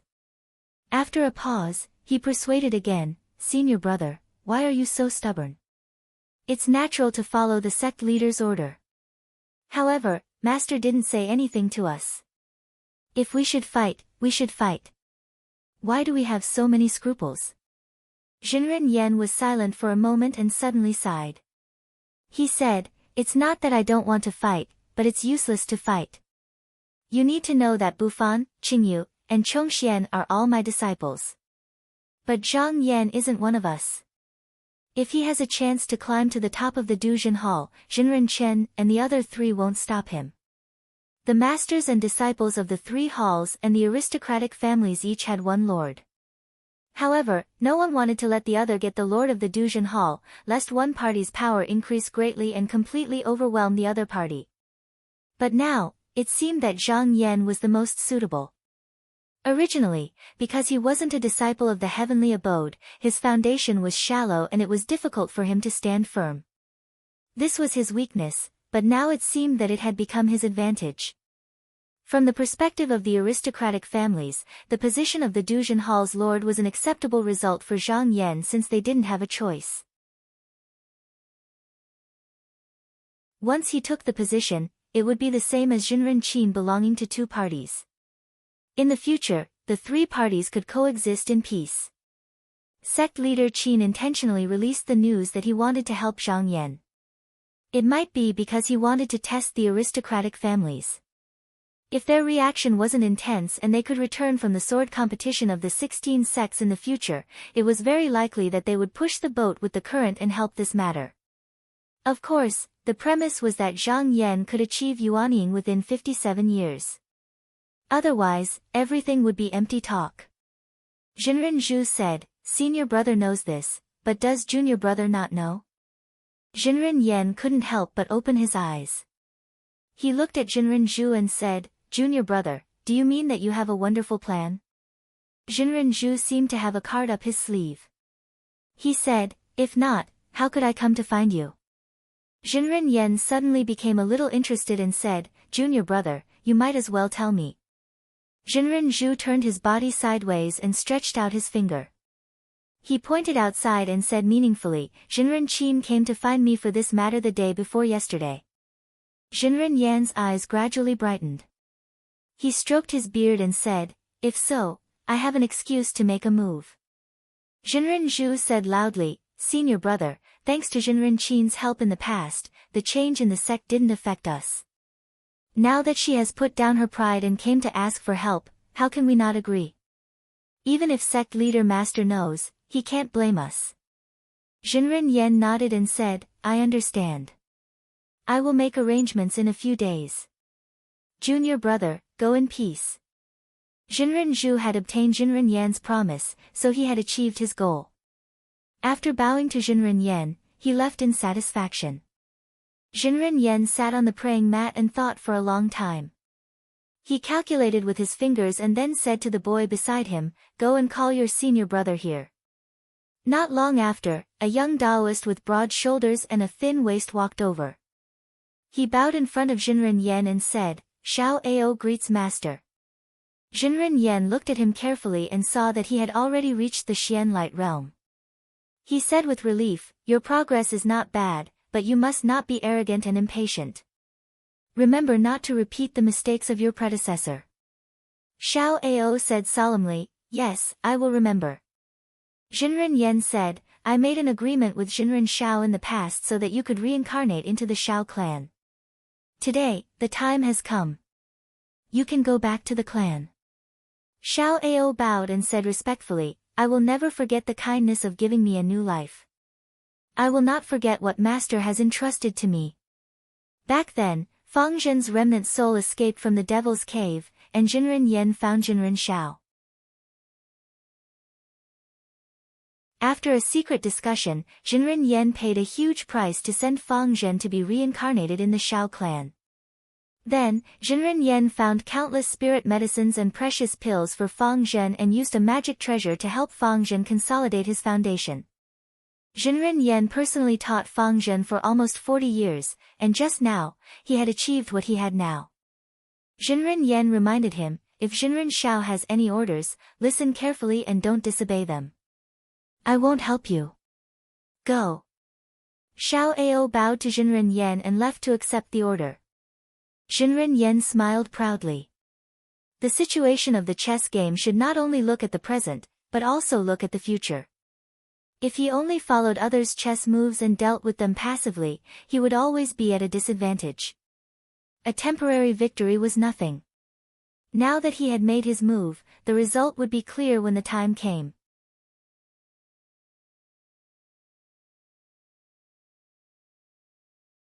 Chapter 4:17. Zhang Yan held the broken jade in his hand, and his mind sank into it as he tried to deduce it. 3 great Daos appeared in his sea of consciousness. They were the correct path to the wood elemental true light cultivation technique that he had painstakingly deduced. At this moment, his body suddenly shook, and one of the great Daos collapsed, leaving only the last 2. As long as he cut off one more path, he would be able to completely deduce this cultivation technique. Just as he was about to continue deducing, he suddenly felt a surge of inspiration. He seemed to have sensed something, and he immediately retracted his mind and came out of the broken jade. He waved the small pot mirror, and the surface of the mirror rippled like water. Only then did he know what had happened. He smiled and said, "So fellow Taoist Luo has also reached this realm after forming the core from medicinal transformation." At this moment, in the hall, Luo Xiao's expression was overjoyed. Her cheeks were flushed red as if she'd drunk fine wine, and her charming dimples were intoxicated like a blooming flower. Even though she didn't put on any makeup, her entire body glowed with a bright and beautiful color. Seeing her like this, Zhang Yan knew that she was just now condensing her core, and the vitality around her was extremely vigorous. It was just like how when he first condensed his core back then, he wanted to soar into the sky and travel tens of thousands of miles. It was the same logic. It wasn't just because he was happy, it was also because of his vigorous qi and blood. Cultivators only needed to circulate their golden core and slowly restrain it, and they would be able to look normal in a few days. Zhang Yan got up and opened the array door. He stepped into the main hall and laughed. "Fellow Taoist Luo has reached the golden core formation, and your lifespan has reached 600 years. Congratulations, I should give you a congratulatory gift." Luo Xiao was still immersed in the joy of breaking through. Seeing Zhang Yan come out to congratulate her, she happily returned the greeting. "I don't deserve your congratulations. Didn't I rely on your help to achieve what I have today?" After a cultivator entered the golden core formation, their lifespan was around 600 years, but this varied from person to person. Some had a longer lifespan while others had a shorter lifespan. Mystic Light Realm cultivators only had 300 years of lifespan, and Luo Xiao had cultivated for 200 years before she met Zhang Yan. She knew that she did not have much time left to live. Although she did not show it on the surface, she was anxious and depressed on the inside. Now that her cultivation was complete and she could finally enter the core transformation stage, how could she not be happy? Zhang Yan smiled and said, "It's not a big gift, please don't mind." With a flick of his sleeve, 12 magical swords flew out of his sleeve along with the smoke. Their heads and tails joined together, forming a circle in the air. For a moment, the sword qi was dense, the cold light piercing one's skin. These 12 magical swords were obtained by Zhang Yan from Xiao Mu's sleeve, and they were forged in the Qinsang School's Baoyang courtyard. Although it could not be considered a magic treasure, it was still incomparably sharp. Ordinary magic treasures could not compare to it.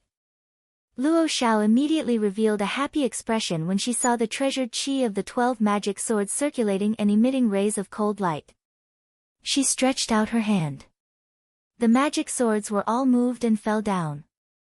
With another wave of her hand, they all let out a clear hum and fell into her hand.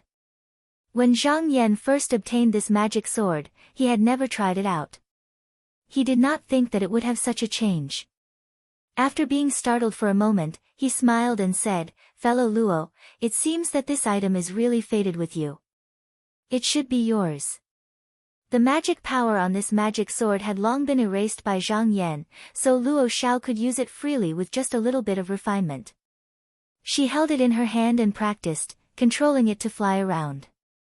Seeing that this magic sword could split and combine according to her will, she couldn't help but reveal a hint of joy on her face. She said, "Master, I will shamelessly accept this gift." At this moment, a few of Zhang Yan's disciples also heard the commotion and came out of the cultivation cave. In the main hall, the Wang sisters' eyes were filled with envy. They came up to congratulate her and said, "Lady Luo, congratulations." Jiang Zhen also smiled and went up to congratulate her. However, Tian Kun was not good with words, so he just cupped his hands to express his congratulations. Luo Xiao knew his personality, so she did not mind. Shang Chang and Luo Xiao were the first to know each other, and they were both Yao cultivators. Within the cave, their relationship could be considered the best. She was also sincerely happy for Luo Xiao. After everyone had congratulated her, she then came over and said, Sister congratulates you." When Luo Xiao saw her, her eyes turned and she grabbed Shang Chang's wrist. She led her to the front of Zhang Yan and said, "Master, Sister Shang has a weak personality and has never had any desires. It's just that she has been managing the cave for you all these years. Even if she doesn't have any merits, she has put in a lot of effort. Today, I will ask for a favor for her. Master, please grant her a good cultivation technique so that she can achieve Dao soon.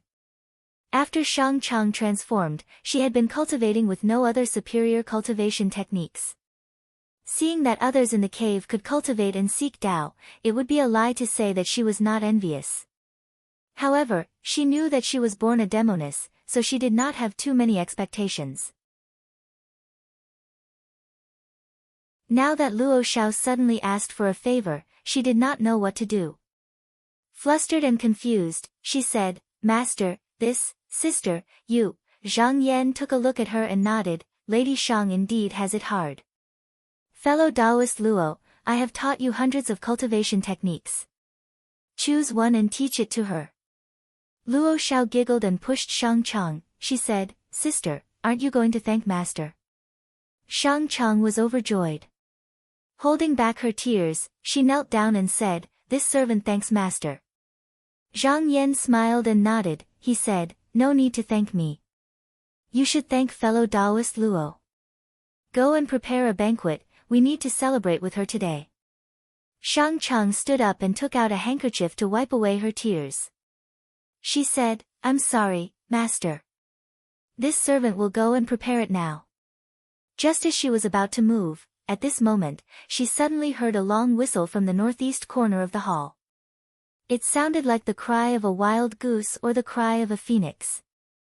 Immediately after, a loud trembling sound came. The spiritual energy in the cave was instantly stirred up, and everyone felt a strange feeling in their hearts. Luo Xiao was deep in thought.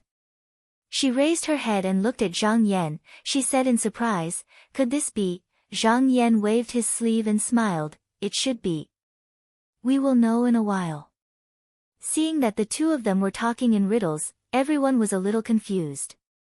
However, there were also those who were intelligent and familiar with the situation in the mansion, such as the Wang sisters. With a quick turn of their minds, they were able to guess the whole story. At this moment, an auspicious aura gushed into the hall. Everyone looked towards the entrance, only to see a lady dressed in white with long hair draped over her shoulders walking in. She was like a pure white lotus, her aura was clear and peaceful, returning to one's natural state. When she reached the center of the hall, she bowed to Zhang Yan and said, This humble Taoist greets the Manor Lord. Zhang Yan was not as arrogant as usual. He solemnly returned the greeting and said, Enlightened Master Lu, no need to be so polite. This woman was Lu Mainyang. She had already crossed the door and achieved the Yuanying realm that many demon cultivators could not reach. She herself was extremely depressed as well. Even though stepping into the nascent soul realm in one go was something worthy of rejoicing, her lifespan was close to 600 years, and it was extremely unlikely for her to step foot into the avatar realm in her lifetime. Zhang Yan laughed brightly and said, I didn't think that even fellow Taoist Lu would come out this time. We should congratulate you. If there was a Yuanying enlightened master in the clear nether heavenly lake, it would be very different from the past. From now on, he would not have to worry about enemies coming to find him. In the future, if he wanted to travel far away, he could go with peace of mind. After receiving Zhang Yan's order, Shang Chang immediately went to make arrangements. She ordered all the maids in the mansion to work and set up a banquet. In just a moment, the maids were like butterflies flying through flowers. They walked around the hall and kept serving delicacies. In this clear nether heavenly lake, there were strange fish and beasts, precious fruits and delicacies. Usually, there were not many guests. There were many cultivators in the mansion, so they rarely took them out to make food. Today, taking advantage of this opportunity, they brought them all out and filled the table in front of the hall. Wang Keating was born in a big family and loved crowds. At this moment, she muttered, There's wine but no songs. Boring, boring. Luo Xiao's ears were sharp. When she heard her voice, she turned her head and looked at her. She smiled sweetly and said, Little Miss Wang is right. Sister Shang's clansmen are good at singing and dancing. It's just that they need to borrow the water to dance. Yuji beauties were famous for their singing and dancing. Especially their dance moves, they were top-notch.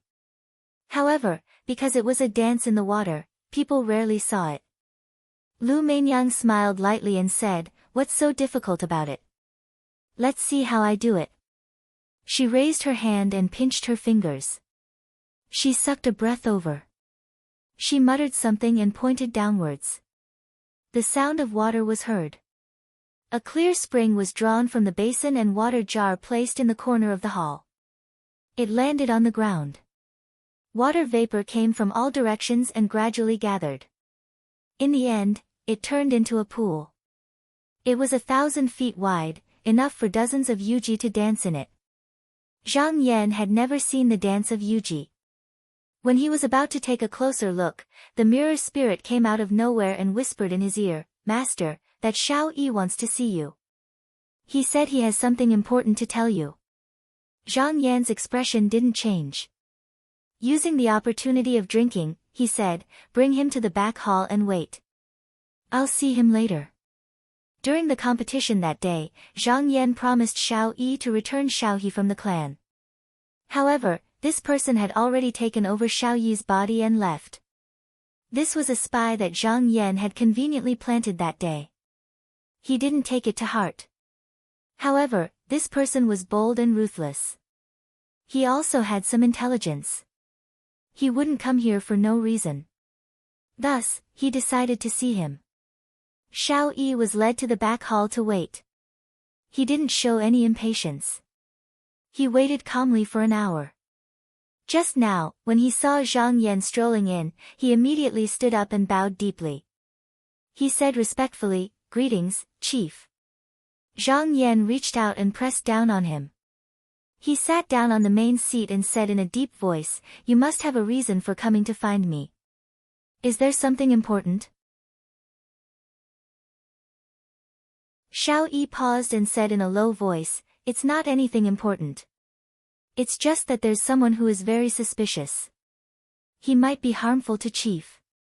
I had some free time to leave the clan today. This is a rare opportunity, so I came to report to Chief." When he said this, he looked up and saw that Zhang Yan was listening.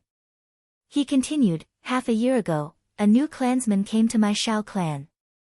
His name is Xiao Ao. He's also in the mystic light realm. Although he claims to be a member of my Xiao clan and has been cultivating for more than 30 years, the strange thing is that I've never heard of him before." He laughed self-mockingly and said, "Ha, I'm not afraid of Chief laughing at me. I have a problem with being overly suspicious. Thus, I sent my trusted subordinates to investigate. However, they didn't find anything. I don't know who he has been cultivating with all these years. If he was a normal disciple, why would he need to be so secretive? Thus, I boldly guess that there must be something wrong with this person's background." You're tuning in to the Blissful Bookshelf YouTube channel. We're so grateful for your support, and don't forget to subscribe to join us on this incredible journey through captivating stories. Your generosity through donations truly makes a world of difference, as it's the primary source of revenue that allows me to expand and enhance this channel for you. Thank you from the bottom of my heart for being a part of this adventure.